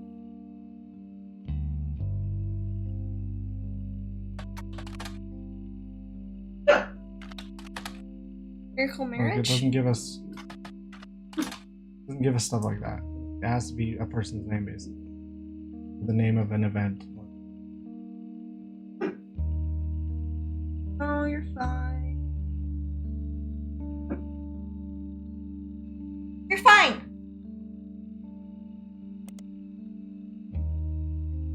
Come here.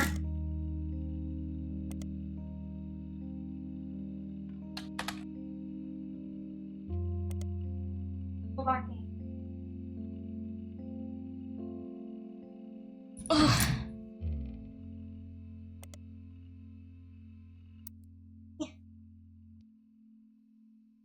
Why is my dog so hot? Oh, I know why. He's a dachshund.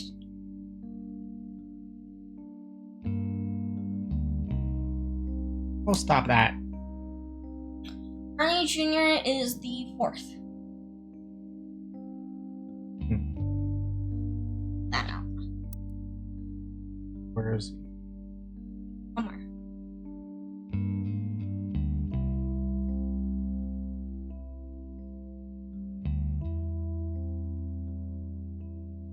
Doesn't everyone one of these. We filled in his name. No, it's one of these. Because we know his father. Well, it's always her son, but did they have a daughter? Yeah. I think we know. Roottrees. Everyone.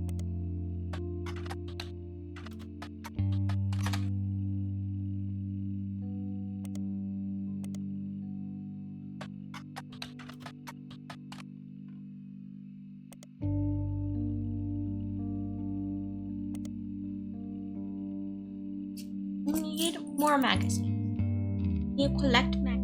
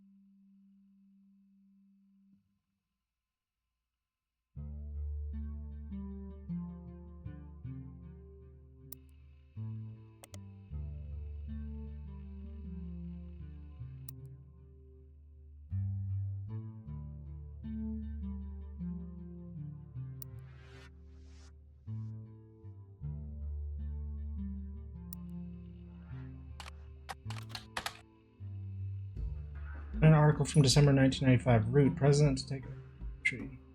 The heart illness. Ernie Jr. is stepping down as president of Roottrees at the start of the second quarter in 19. Second cousin Carl, president of sister company Root and former Watchman of the Year.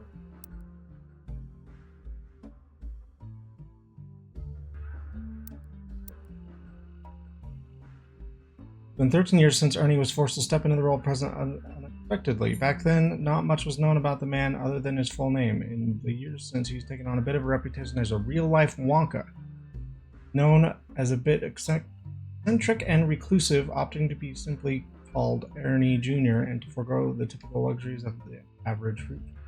In our estimation, he has been a shrewd businessman with an Ernie Jr. has led Roottrees to record profits by developing new products, including the ever-popular Maple Crisps, by spearheading the formation of Root, cousin in after Commander Roottrees are in the married to. They never talk about their spouses, and it's very annoying.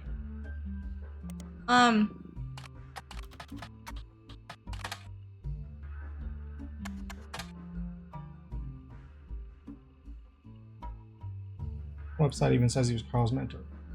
Apparently very successful as a president, but not so much as a public figure. Rarely seen in public instead. Let's go back to the evidence and look through all of it. Because there was something about new guy something as the next.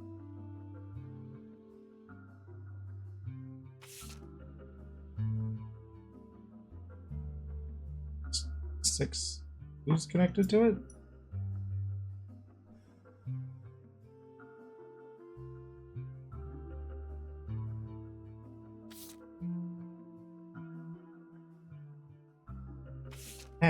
This still has 10.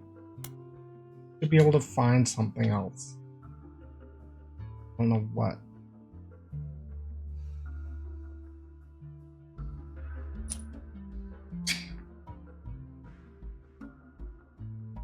Let's look for any magazines, any specific. It's basically just a click through and scan.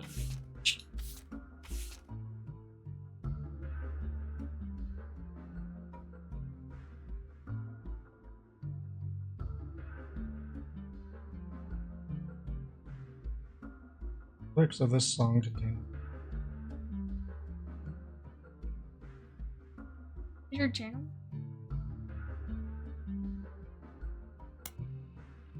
Your Janowix seemed to be a music critic. You find him mentioned on a fan website about a band unrelated. Worked for Modern Music Monthly before the magazine went under. Okay. The periodical.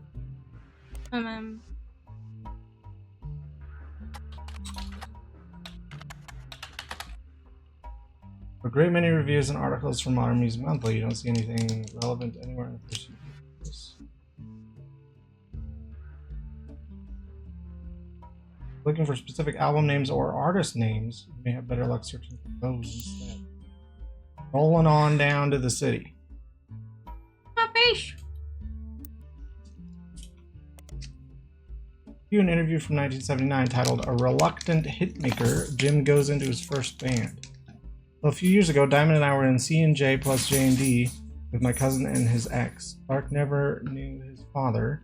Our grandpop insisted he spend time with my dad and me. As a result, Clark and I grew up like brothers. Diamond and Jane, on the other hand, are actually sisters.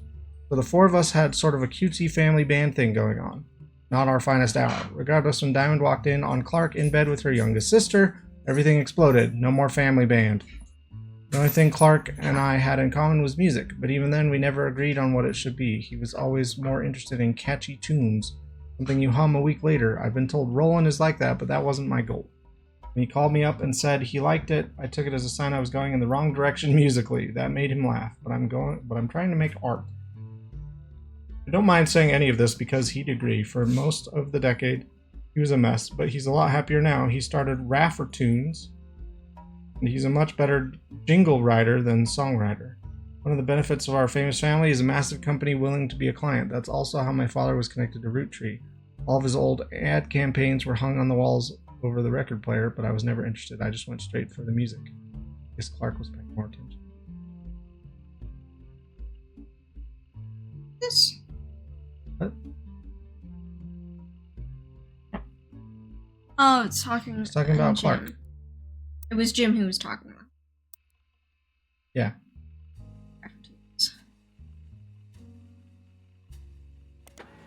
Website about Raffertunes, Raffru. Clark Rafferty LaRue's advertising firm.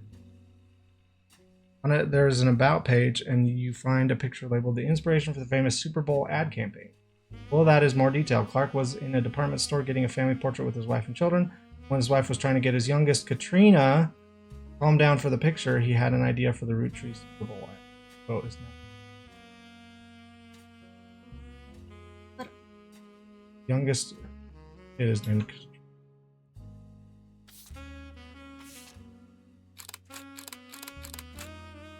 On this photo on the Raffertunes website. What? It looks so bad. It was labeled "The Inspiration for the Famous Ad Campaign." Clark was in a department store getting a family portrait with his wife and children, and while his wife was trying to get Katrina, his youngest, to calm down for the picture, he had the idea for the Roottrees Maples. Okay, hold on.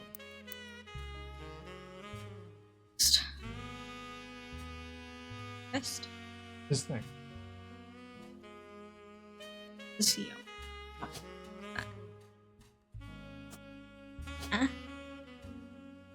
Who must be a school child.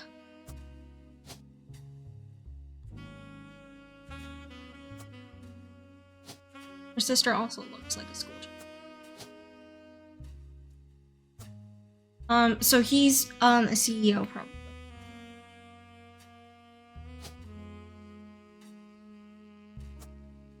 What? These little Raffertons. Or whatever. Roottrees Maples Super Bowl commercial from 1994 has a family bickering in a department store, and the father bites into a Roottrees Maple Crisp. Time stops, and a jingle plays while he dances down the aisle. He does different things in the department store become Roottrees candy. For example, a bed that the father collapses onto becomes a giant chocolate bar. Jingle Need the Rest went on to be featured in their commercial.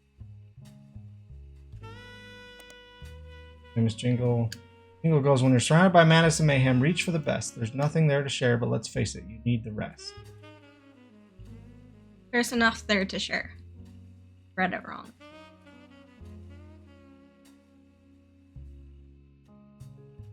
Advertising firm.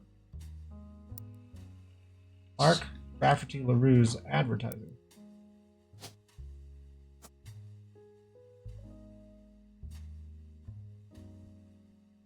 That not right? Huh, because these have got to be right. Clark is one mysterious man. Unless... And we have Jim's picture.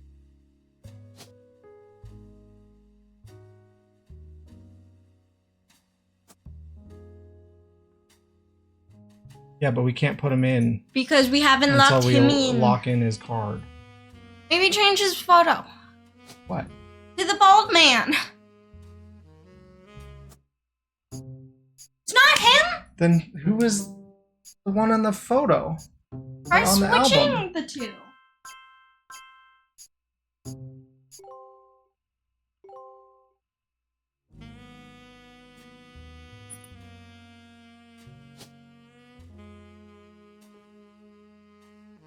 Not locked in over there? Not apparently. No. And it would have locked in if that was That's correct, right. so we know that that is incorrect. Yeah, they must have been We switched. locked in such a bad photo. Oh, look so bad.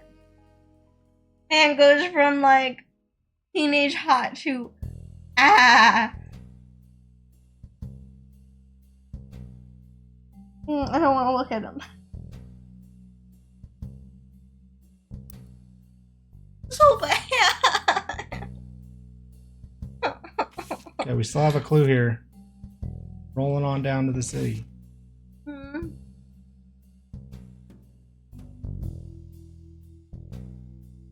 Okay, actually look at the lyrics. Because they have no clues.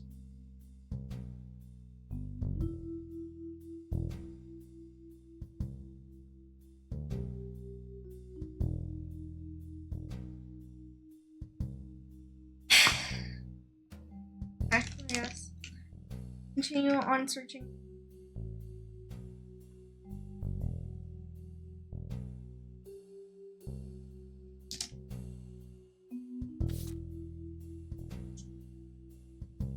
And on the campaign mailer.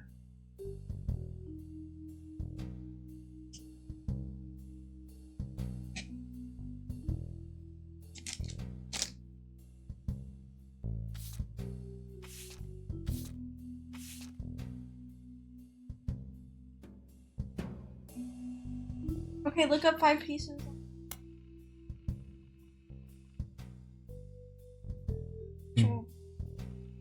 Got it.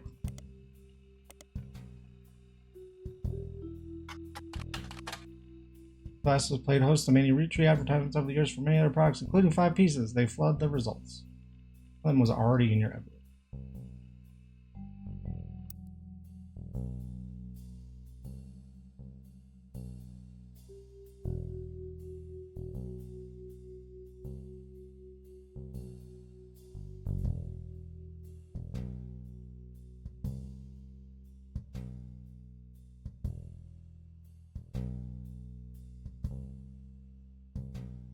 Huh?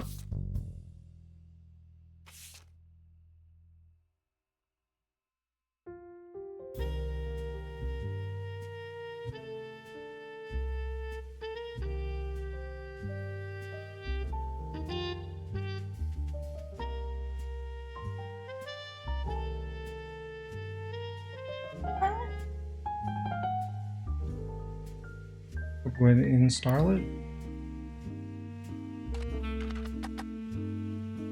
Roottrees was often in Starlet. Most mentions were around the time of her divorce in 1958 from Wild Bill Williams. Gossip is speculative and full of tabloid stereotypes. Some of it focuses on the fact that when she announced her divorce, she also announced she was pregnant again. Others mention that the rumor is Wild Bill had multiple affairs, which left her heartbroken. Also, an interview from earlier in mid-1957, where she was asked about her last name. She answered, "The power of a name is undeniable. My grandfather constantly preached the importance of family names and honoring them. My father decided to bless me with a famous name. There's nothing wrong with Cornwall. The Roottrees has power. My husband similarly goes by Wild Bill. It's an infamous name he repurposed for himself because he didn't have the benefit of being born with a famous one. Wild, combined with the alliteration Williams, is incredibly memorable. Although we've relocated to Paris, I know your readers love to keep up with my husband, so consider this a Starlet exclusive about both of us. Wild Bill and I have a child on the way. We're sticking with Roottrees for the last name, not Williams. We also plan to lean into alliteration. That's how we'll honor both our family names for the next generations." That's the Boys. So those are the R's. these are the Robert. Robert and Ronald. Don't know Or Ronald. who's. So look up Robert Roottrees and Ronald.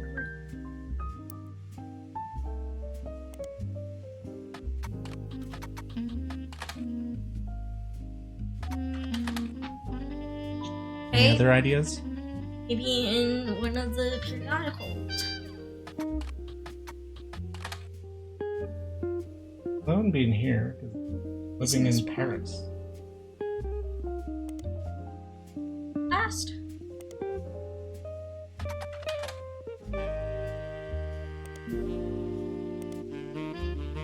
One of them should come up for the lawsuit.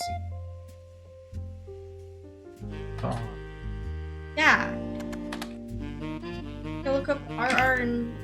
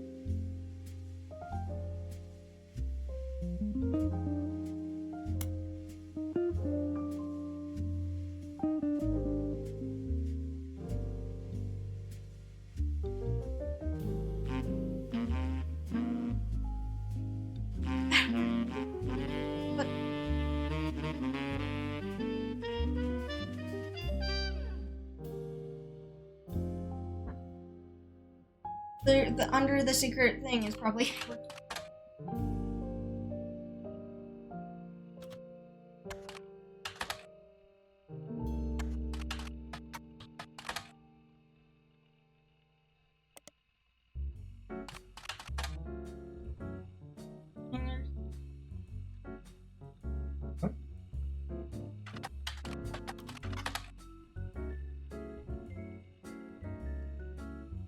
Butler County Times has had consistent ads for tours and demonstrations at the first Anderson Maple Farm for a very long time. The farm also appears every so often in a section about things to do in Butler County. Twice each summer, the Roottrees Candy Company's current head of farming, Mrs. Cattrall, returns to Butler County to demonstrate how 5 pieces were made at the beginning of the century. The demonstration provides free samples of the original 5 flavors. It costs quite a lot to attend and sell out every time, so the Butler County Times recommends getting tickets the moment they go on sale. The ads and blurbs do not have any other relevant information to help you. However, you do learn the farm offers discounts on Mrs.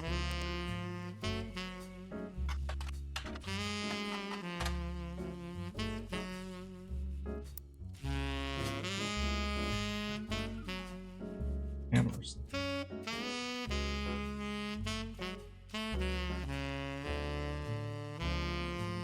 Who's the older one?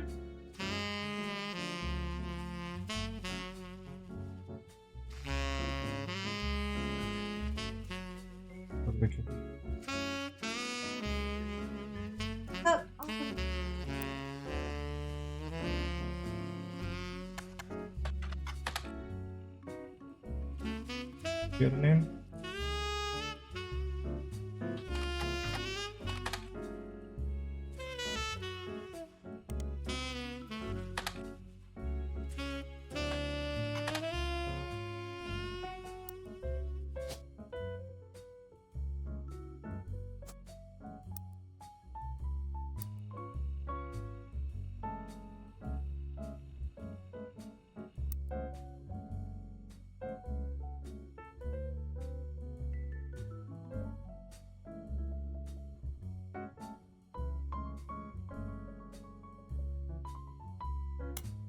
This doesn't have any.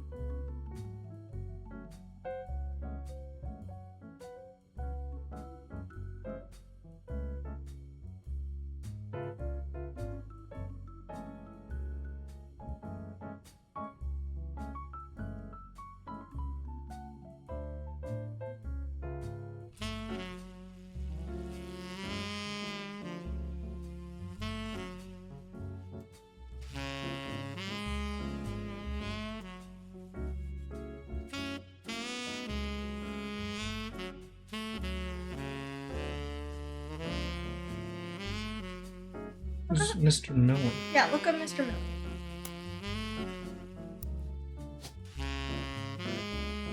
No, Edward Clancy and Mr. Miller are the new two.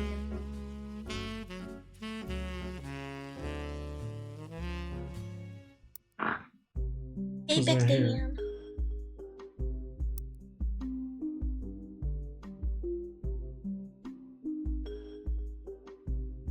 Uncle Junior. Junior.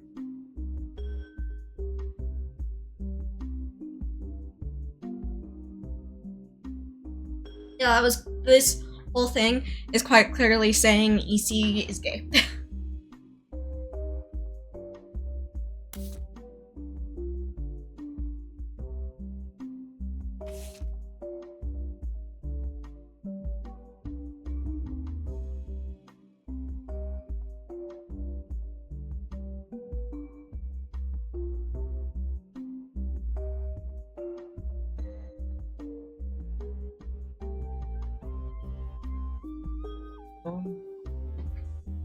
Spider surgeon.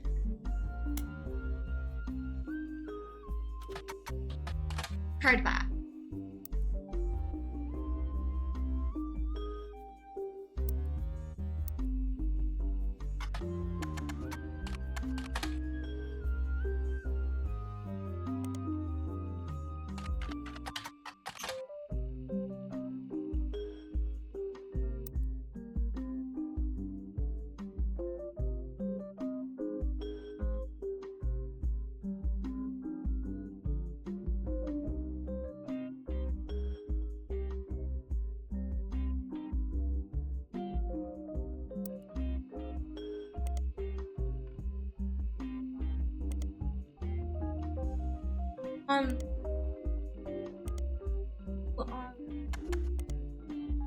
Look up.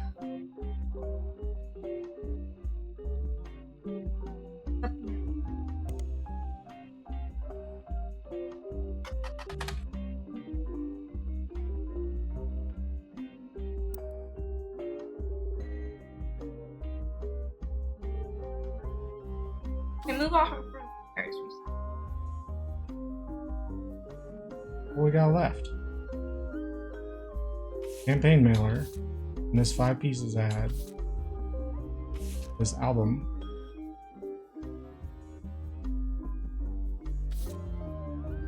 Watchman of the Year.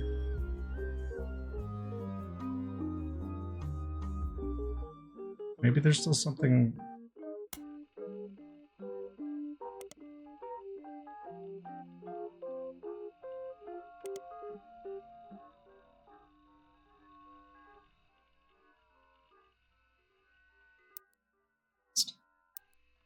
Because it was Won't mention Brenda, but more often than not, her daughter's mentioned. You find a small bit of an ad from many years back that says, "Be sure to look for our upcoming article about Raina's inspiration." okay, Team Blast Marine.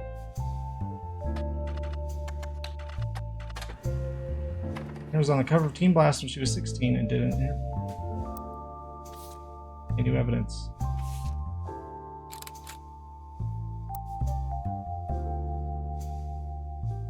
But one other Raina photo.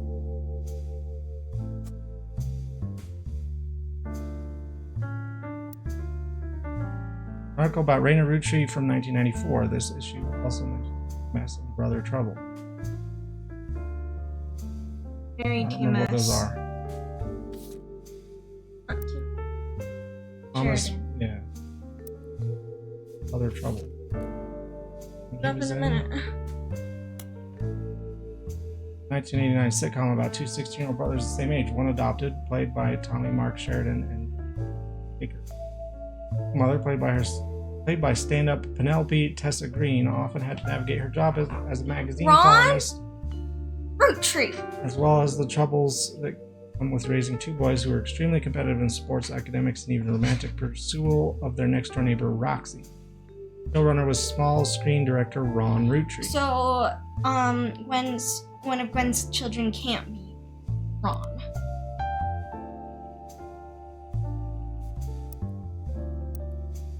Because they're the same age as they're. No, they're.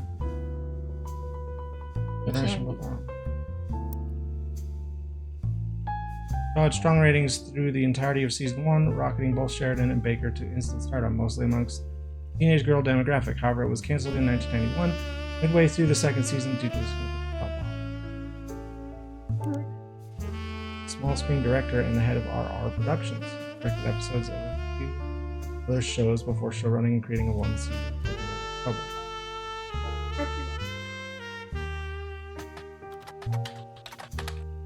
A production company responsible for Brother Trouble. You find a comment on a Usenet board stating that Brother Trouble ended up being an ironic name considering the rumors about RR Productions were Robbie. Not much relevant information about Robbie Roottrees. In a comment thread on a message board about television cliches, you find a thread called "Why Was Brother Trouble Cancelled?" One user speculates, I think it's because the writing went really downhill in season 2. They actually had an episode where Roxy was addicted to sniffing markers. Another person replied, maybe it's due to rumor about Robbie Roottrees in Silver Screen magazine. I linked to some kind of article, but it appears to be dead. Yes. Silver Screen magazine was a Hollywood insiders magazine focusing less on actors and actresses, more about the nitty-gritty of writing, directing, costuming, set design, film production, and other elements of filmmaking. It ran from 1983 to 1993. It was bought by a bigger, more recognizable magazine a few years ago, name we're not giving you. The website now redirects to the new magazine. The new magazine doesn't appear to have any relevance. Right, it got edited. Not an edit.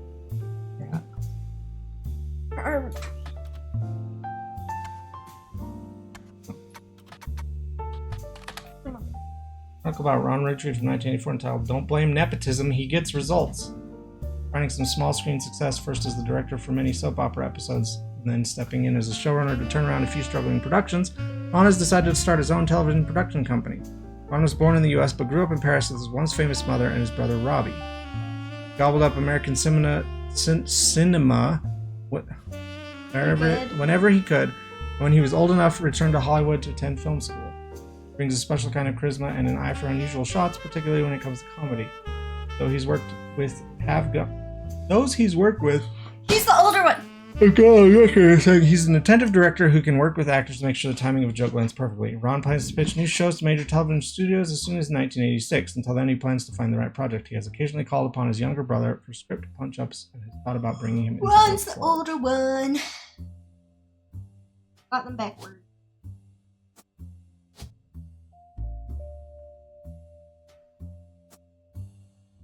You know, Ronald was. Now we have to look up Robbie.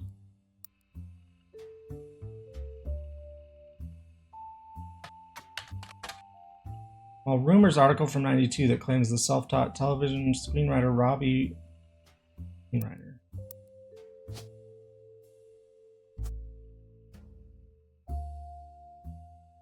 Was another card already filled out?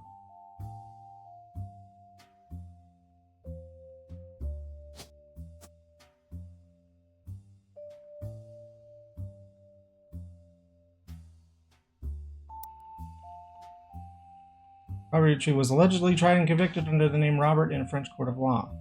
It seems he, again allegedly, embezzled from the company RR Productions to fuel a gambling habit that left him hundreds of thousands of dollars of debt. He then fled to Paris where he grew up, and then Silver Screen continues to insist this is all very much allegedly.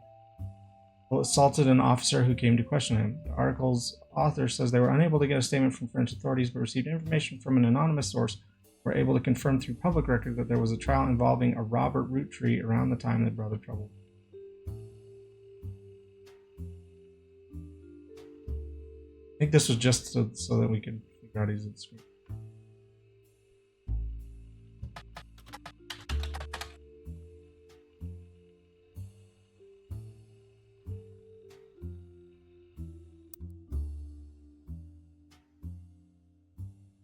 That was all from this. Yeah. In an interview, Raina talks about her inspirations. One important thing I learned from an early age, that dreams are not outside of our grasp. My grandpa was a college professor.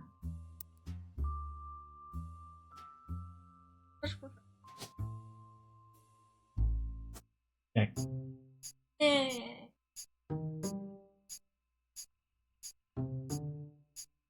Halfway.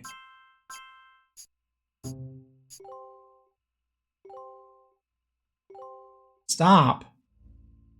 Oh yeah. Oh.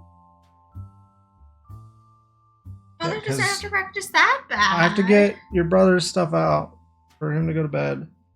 Okay, while you do that, And can I look go around? to the store. While you do that, can I guess. I won't actually feel anything. I might unlock new stuff. Okay. And without you. I'll leave. We're out of milk again. Yeah. We need anything else? I don't think. Okay. Maybe bread. Shocker. Going for milk. Yeah, we have less than a half gallon left. Yes, I do need to practice. Okay. Oh, we're doing rendezvous. Oh no. Hold on.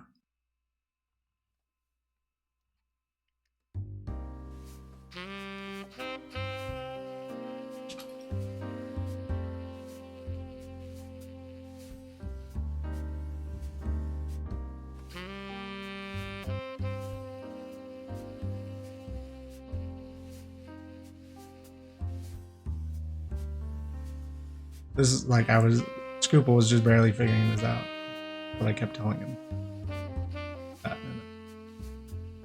Milk.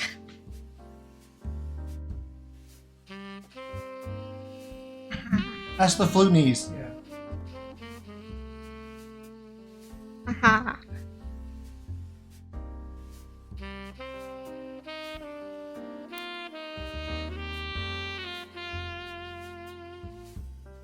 He always told me that history was full of people from famous families who wasted their fame and fortune by taking it for granted. Instead, he told me I should go out and use my name to accomplish something. I think he may have practiced that lecture a lot because I have other people in my family that have also made the Roottrees name famous for the things besides candy. His older sister even wrote a book that some of my friends tell me they had to read in school.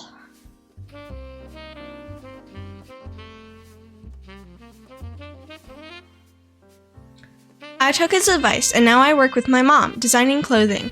I help decide what colors and patterns I want to model. Then she designs the clothes with a team of amazing men and women. Although my grandpa passed away earlier this year, Grandma Laura tells me he was really proud of what we've managed to accomplish. Laura.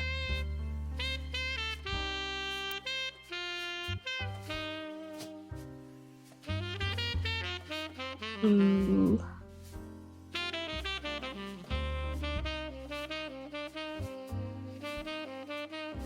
Let me note this down so I don't go back on my promise.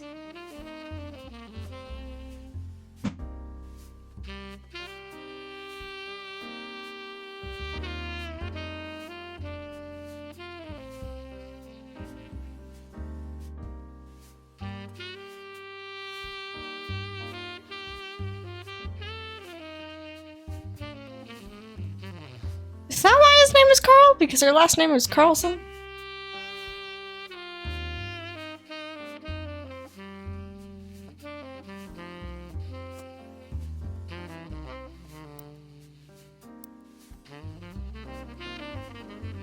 Wait, earlier this year.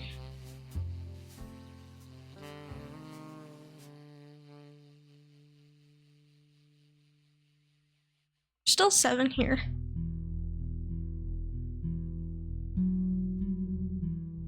Oh, we could probably look up name again. Nancy Jr. Clancy Jr.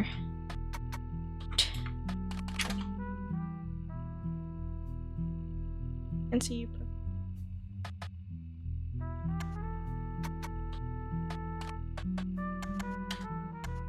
I know how to spell tree.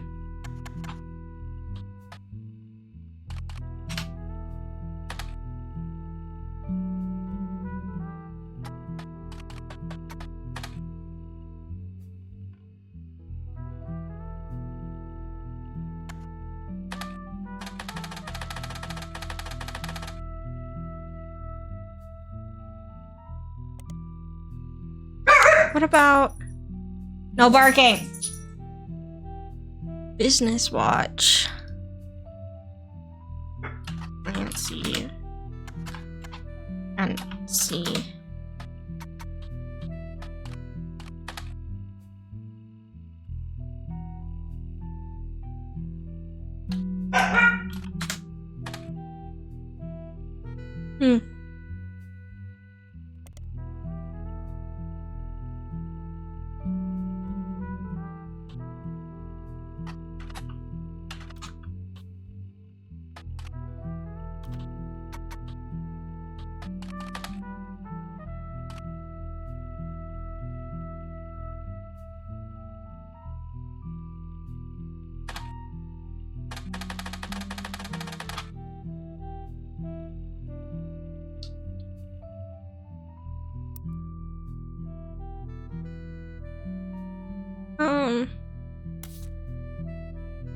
Names.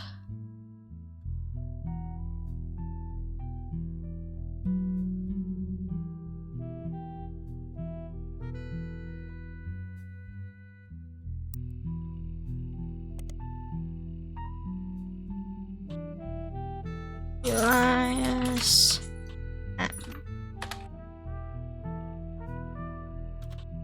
Root.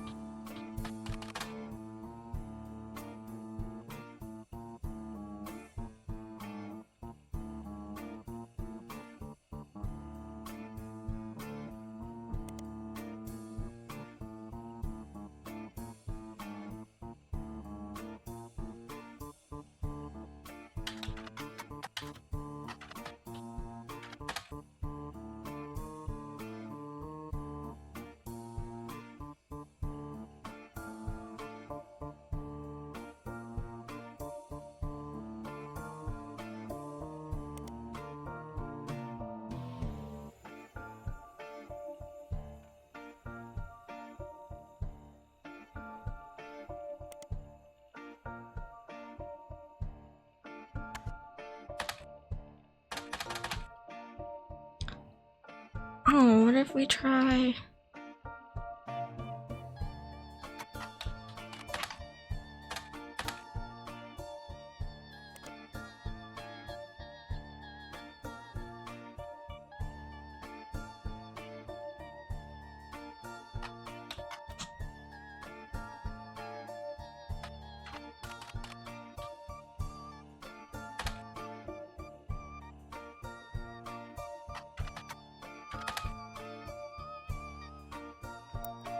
Mm.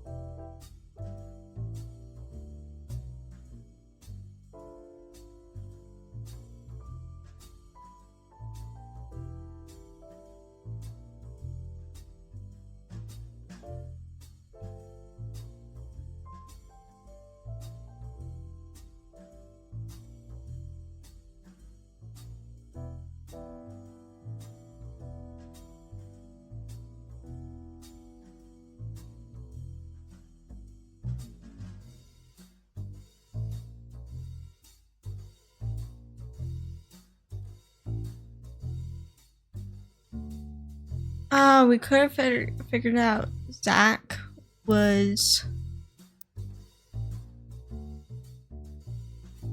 the plump one because of in the first story in the Dynasty, Mother, ever the quick-witted, at least with catty remarks, countered back, maybe they wanted it to go to the only member of the family who looks like he samples the product.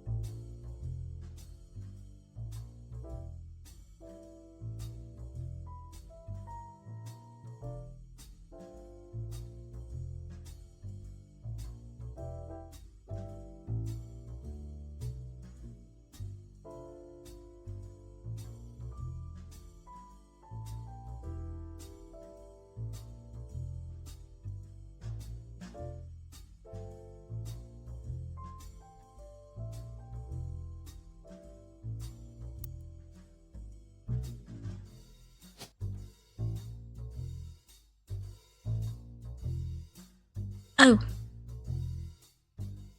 Figured out her name.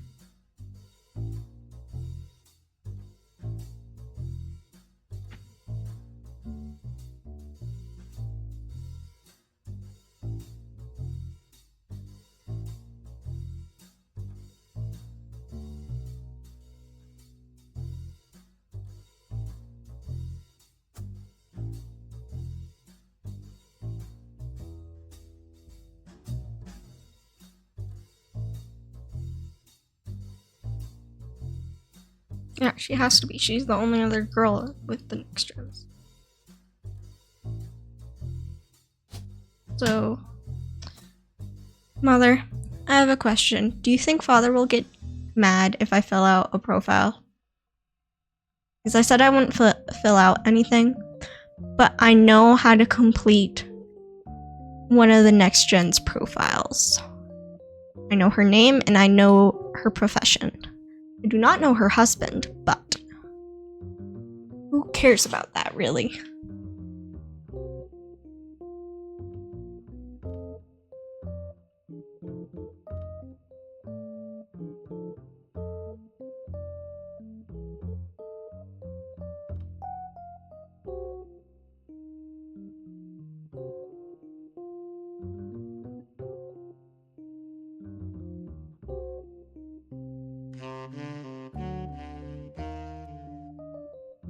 You're going to answer me.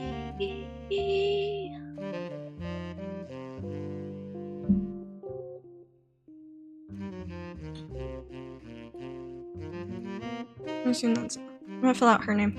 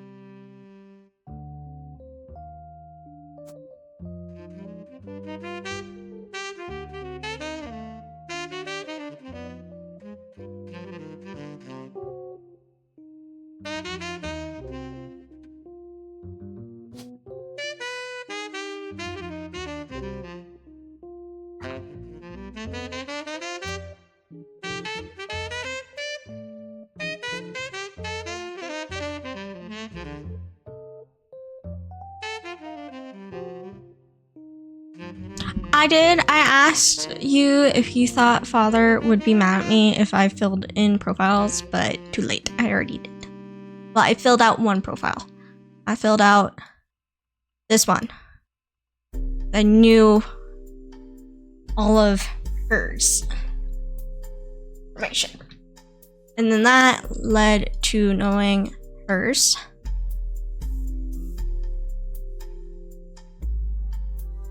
Well, yeah. It's not like he would remember if he looked at it.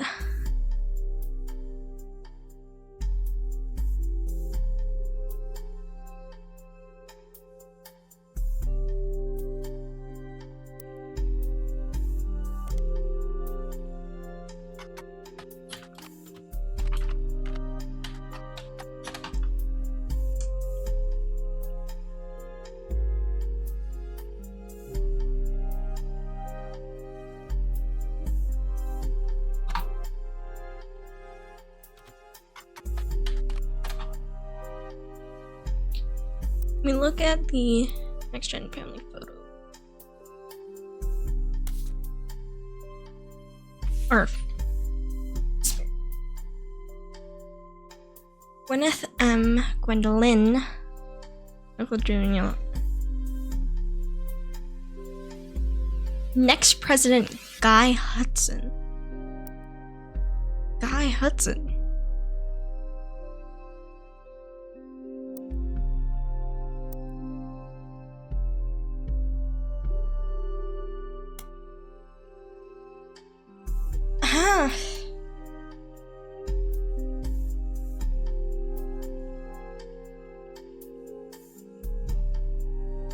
Oh, it's this guy.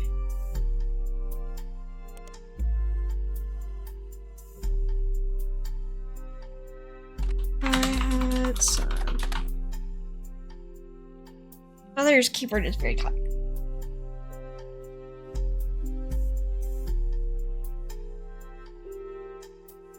Oh, he's one of the twins.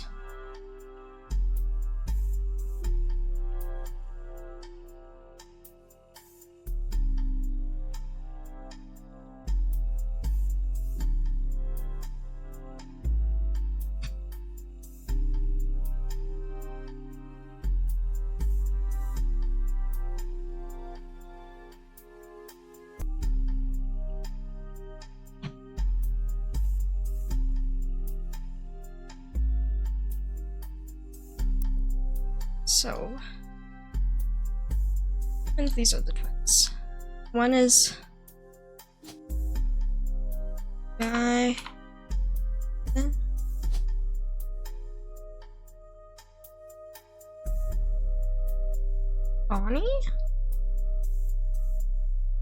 No. Right? Why is there no Hudson names? It's Christopher?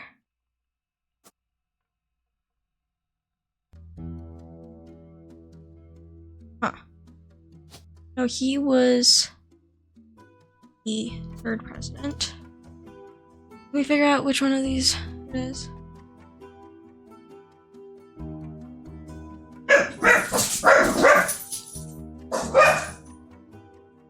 Clara.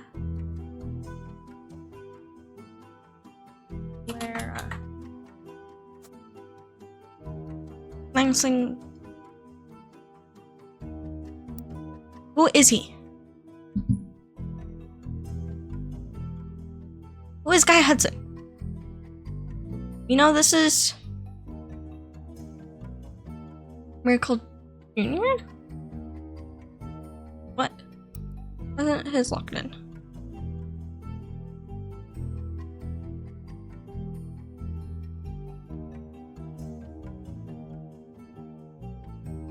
Yeah.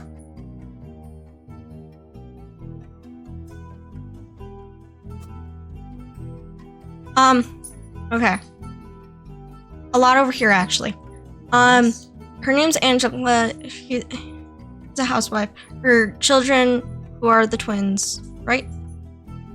Yes. Is Guy Hudson, who was the 3rd president. Zachariah's rat. I have no idea. I just filled these in off guesses. Zach's one is Clara. Her name is Gwendolyn. Something else. Mama. I just filled out a picture there. Just a little bit.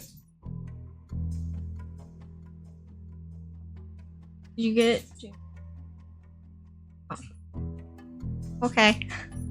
I want to continue. This is a very fun game. Keep going for a little bit.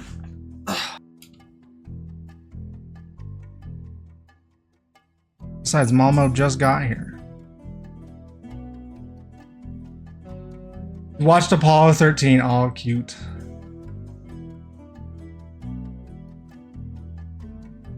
Okay, so what?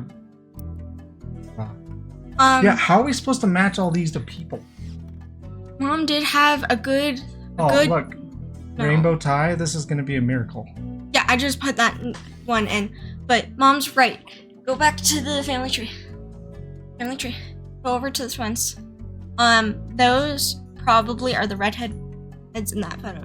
So Guy Hudson is that one, and this one is her probably. Why redheads? Oh, because Redhead. Mom. Is that picture all people of this generation, Yes. including this guy? Yes. Oh, I hate him. I hate him so much. When was he? Which one of the hippies is he? One of the ones with brown hair. We know the person with the glasses is either that one or the other one.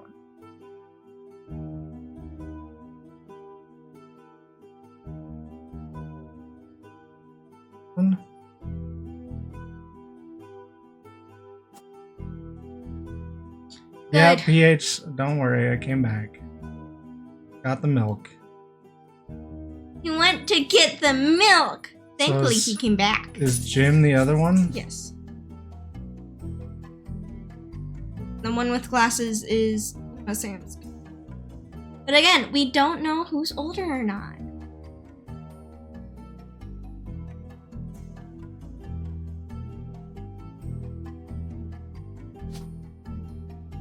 Was that the guy with the rainbow tie? You already said. Yeah. The child. This one. They're probably those two under Zach.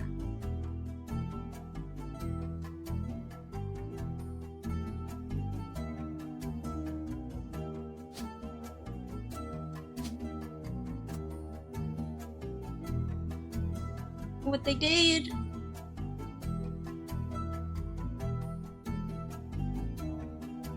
I also looked up Guy Hudson on the periodical. So do we know who these two are, or just not which is which? Guess. Yeah. Just guess. Name. Other names?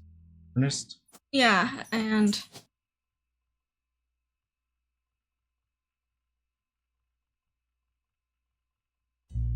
Nicole, probably. Look at the picture. The what? See what? Gwyneth.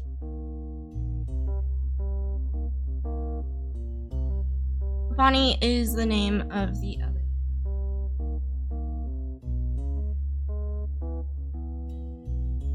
Morden.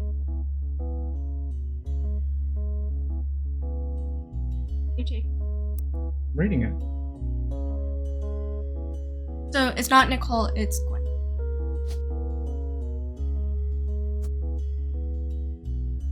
This is probably not.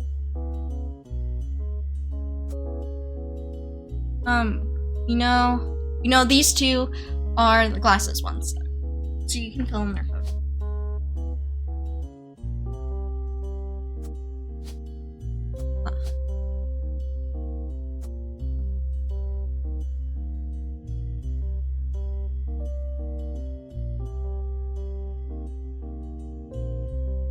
Okay, do we have a leftover one for that one and that one?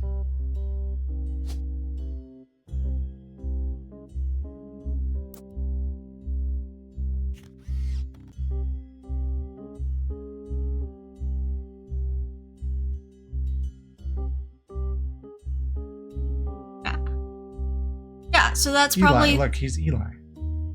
Yeah. He's wearing a shirt that says Eli. So he's the Miracle Jr.'s brother. He looks like a janitor. This one or this one? That one. This one. No, that one! Oh. This is the This picture! is people in this generation. What? No, yes, but we have to remember all of Miracle's is shifted down one in age. So it's that one. Are? Yes! Oh, right, because he's 14 years after. Yeah, he's the age of the next gens. That And he looks like a janitor. Or a construction worker. Mechanic. Mechanic. Try searching him.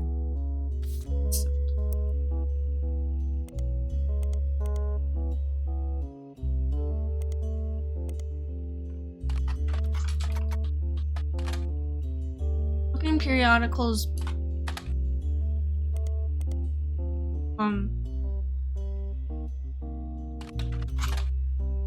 Or Eli M.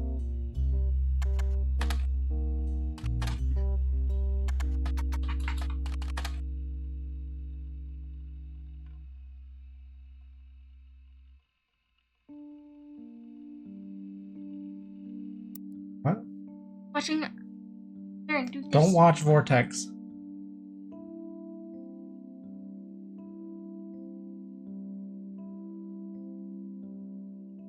Business? Ooh.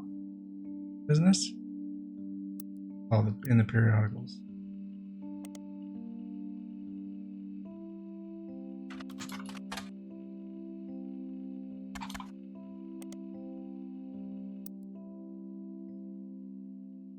What profiles do we have?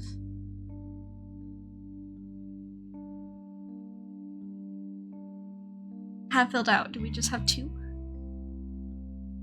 Who you filled out? That one. Yeah. I have Three. some. Should have three by now.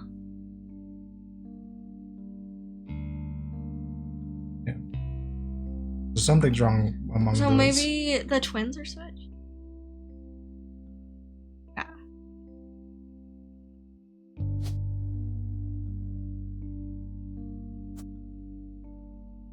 Oh, I don't fill out. No, it just switched. You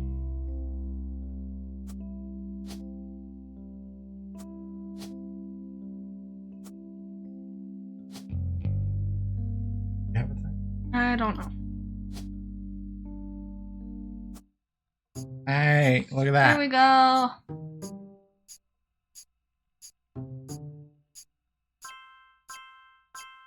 Ah, told you, mechanic. I wasn't fighting you. Jumpsuit. Oh yeah. Another guy had some pictures. Somewhere.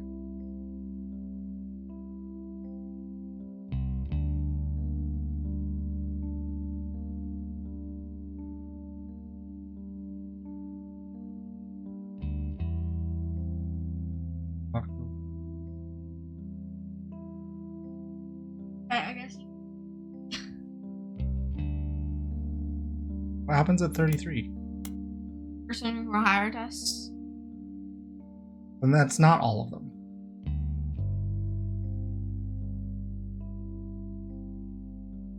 Try to get to 33. Just forever to get Look, we just here. need to know what Bonnie's occupation is and guess.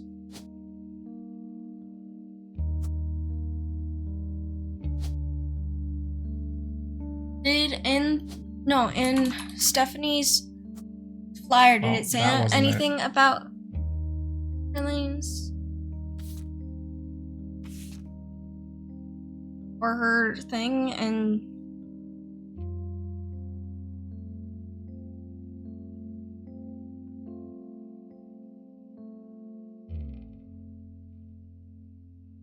or when you looked up Stephanie somewhere in the Burton time one. Butler.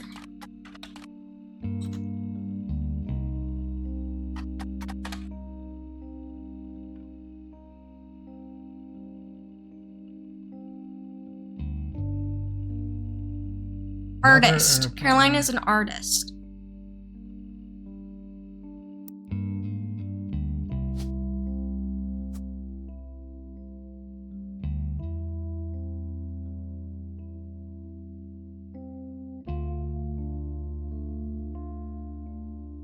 Ernie was the fourth one.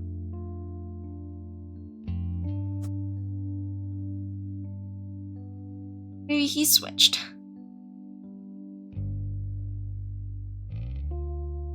Could be.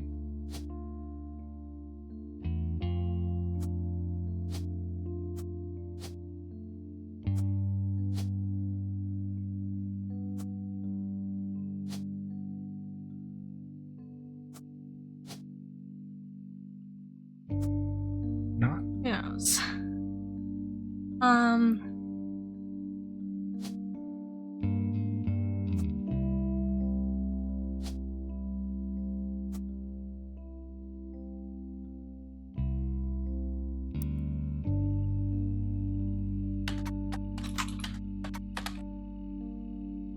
Where did you find Guy?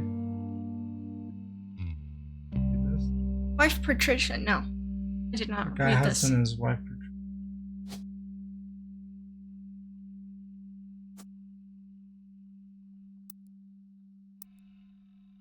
In a car accident. The story itself is surprisingly light on relative details. The recency of the accident. Police reported the crash was caused by an unidentified driver who swerved. Oh, we heard about this in the Curse of the Roottrees or whatever. Yeah. Was it? Not Roottrees. The crash was caused by an unidentified driver who swerved in front of the Hudson's car, causing them to brake hard and veer off the interstate. Although Guy was a somewhat controversial president, foul play is not suspected. There were witnesses who reported that the vehicle which instigated the wreck was speeding, swerving between lanes, and cutting other drivers off, well, for at least 5 or 6 minutes before the tragic accident. Witness says it could have been any one of us who they eventually ran off the road. The aggressor fled after the accident. Police have few leads other than make and model. The guy has been president of the Roottrees Company for only 4 years, although an undoubtedly volatile period in the company's history. He and his wife had no children. Definitely not correct.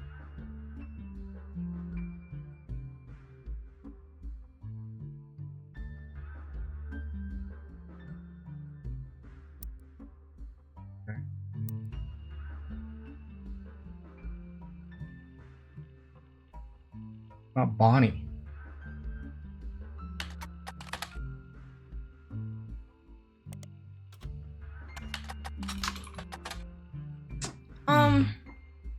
Look up Caroline in the artist one.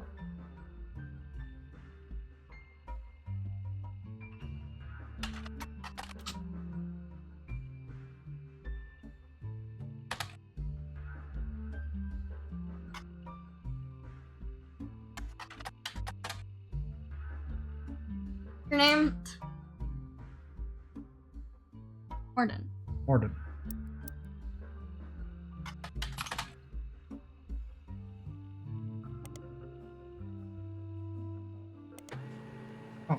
And a cover story about local art installations, including one by Caroline Morden. Not much about Caroline as a person. This is mostly a listing of art in Butler County. She seems to get top billing. Accompanying the story, there's an image of Caroline standing beside a large... Oh no. I was watching that.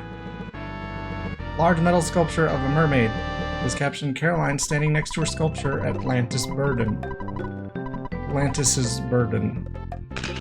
The sculpture is one of many works featured in her upcoming book, Self-Portrait, Art, and the Beauty of Women. According to a quote further down, Atlantis' burden is meant to symbolize a society split by indecision over whether women should be equals or something to protect. The picture on the front page has been added. Hey Vortex, thank you, Raid. Okay, we now have a thing to look up in public library. Yeah, two things. Atlantis' burden. Oh no, that's a sculpture. And it seems to have appeared in...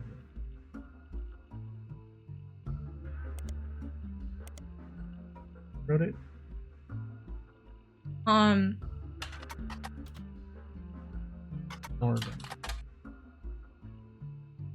Published 1987, softcover, large. Welcome in, Vortex viewers. Space. Sleuthing, playing a sleuthing game where there's a family whose last name is Roottrees, and these ones all died in a plane crash. And we're trying to figure out everyone related to them because money stuff. People are he stands to inherit money from it or something. In the intro, Caroline talks about influences. She was one of the youngest in her generation, and in her late teens, she felt betrayed when her sister Gwendolyn and cousin Bonnie gave up on dreams to settle for boring men. I thought it meant that was their dream, was to settle for a boring man, but no. Especially dislikes her brother-in-law, Dr. Wilson, who she calls completely bogus. I don't think we have a brother-in-law on here. Her brother. Yeah, Wilson. Only one of them is the father. Right, and the other two are kids. Zach is probably one of the children because of Zachary. Mm-hmm. Hello, chat. You can see my hand. About Jason and Steven. I don't know.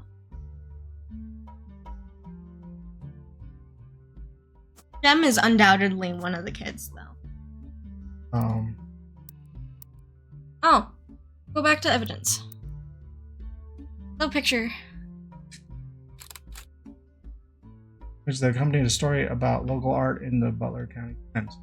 Caption, Caroline standing next to her sculpture, Atlantis' Burden. Sculpture is one of many works in her upcoming book, Self-Portrait Art. Is that exactly the same as that? I know. Can you switch your picture to that one? The little girl. Keep you the older one. Back to... Her marriage has led her to double down on her passions, art and the environment. She even married a man who was the opposite of boring. It was an overcorrection.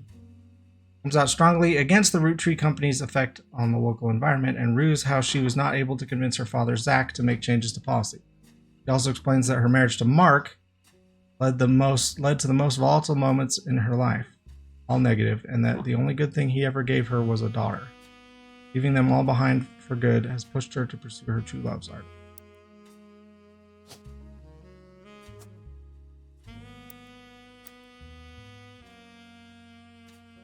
Mark.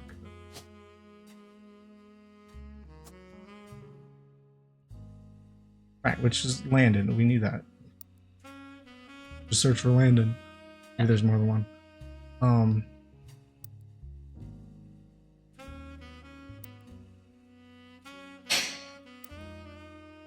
They gave her a daughter, which is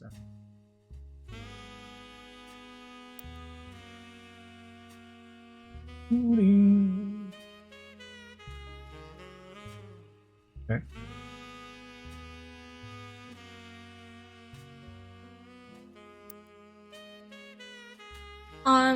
Wilson concept. Here?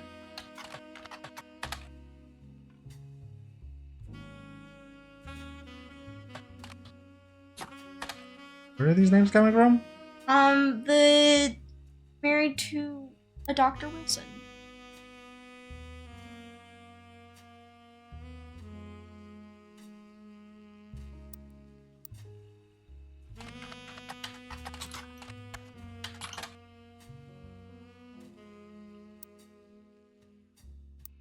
There was no other book. It was just reading the book of the one we were looking. One of them was the art, the name of the art thing. Lannis's Burden.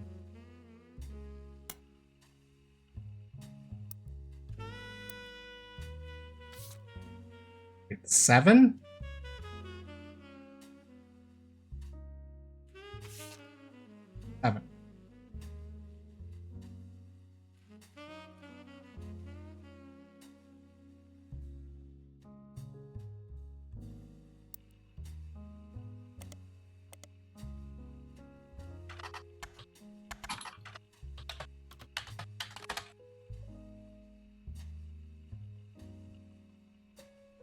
What about in the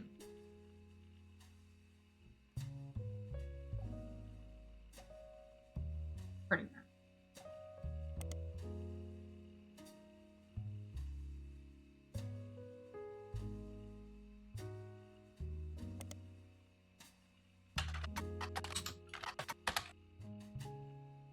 Gwendolyn. Right.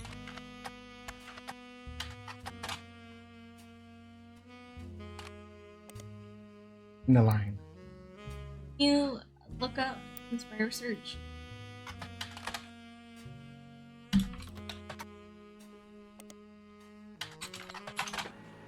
Oh. Ah, Dr. Stephen Wilson Steven. is a pediatrician who practices north of Pittsburgh. Though there are a lot of Stephen Wilsons and Dr. Wilsons, this one apparently found a way to game the search results as he pops to the top every time. The website claims he's the pediatrician to the stars. The only evidence for that is that he apparently was the doctor to the Roottrees sisters. There's a picture of him on his website, as well as a picture of his 3 children. 3 of them look as though the photographer was holding them hostage. Regardless, the photos have been added to your evidence. There's also a quote that, although credited to his child Jason, you suspect might not be written by a 10-year-old. My dad is the best dad in the entire world, and he treats every patient with world-class care. He will treat your children like he would me, my big brother, or my sister. So Jason is either, well, looking at the picture, we can probably tell if the sister is older. Dr. Stephen Wilson. Solved.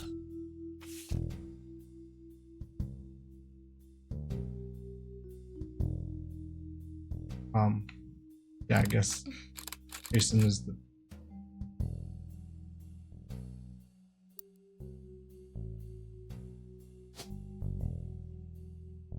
Then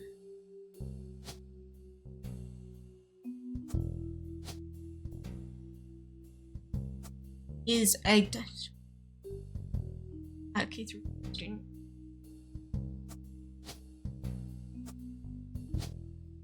It's probably a college student.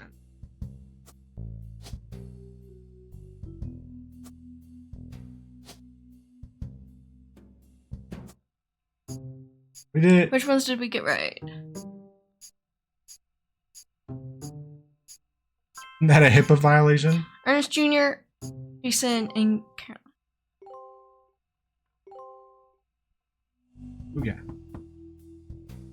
Story time. Story time! On the phone, I said I owed you an explanation. But I can't reveal everything. Not yet. I'm sure this all seems like deception for deception's sake. So I'll try to explain why. It's true, I'm working with lawyers. But not the candy company lawyers. My publisher's lawyers. I'm on the verge of releasing a book, and it's not kind to the Roottrees. Especially Elias and the 5 Pieces. The truth often isn't. But with the plane crash, the publisher is rightfully worried it'll look like I'm making things up to exploit a tragedy. So they're doing their due diligence. That's why you're here. To be sure there's enough evidence for an expert to unearth the whole story. I am the expert. If I tell you the whole story now, we can't prove that. I hope you understand. That said, I can say that the work you're doing is very personal to me. To my story, one spot on the tree is more important than the rest.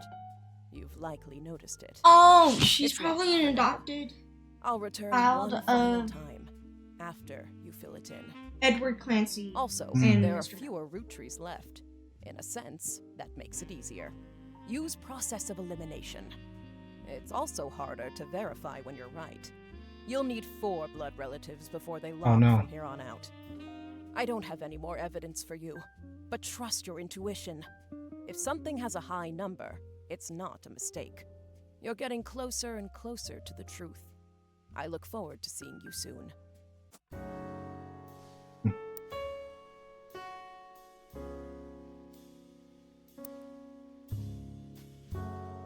Well, he graduated. Yeah, she's probably a college student.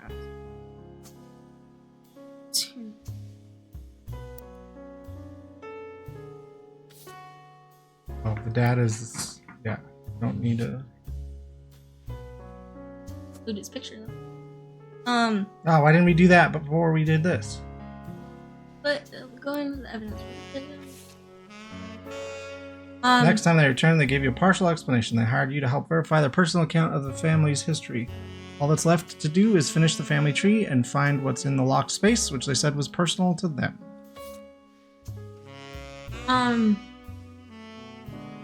Say something.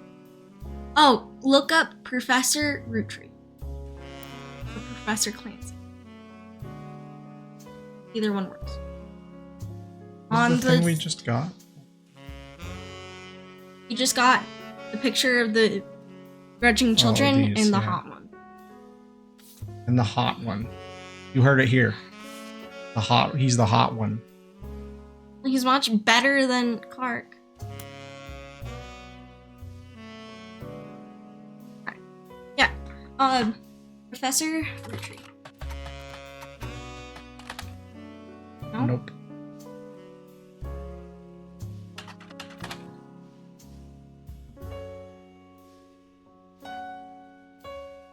Okay, I'm going for MMG get some. We only have 1, 2, 3, 4, 5, 6, 8, 9, 11, 13, 14, 15. 13, 14. 15? Missed one? Probably actually 16. Save and quit. Alright. Thanks for watching. Roottrees are dead. Ugh. I can take a little break and then we'll start NMG. So stick around.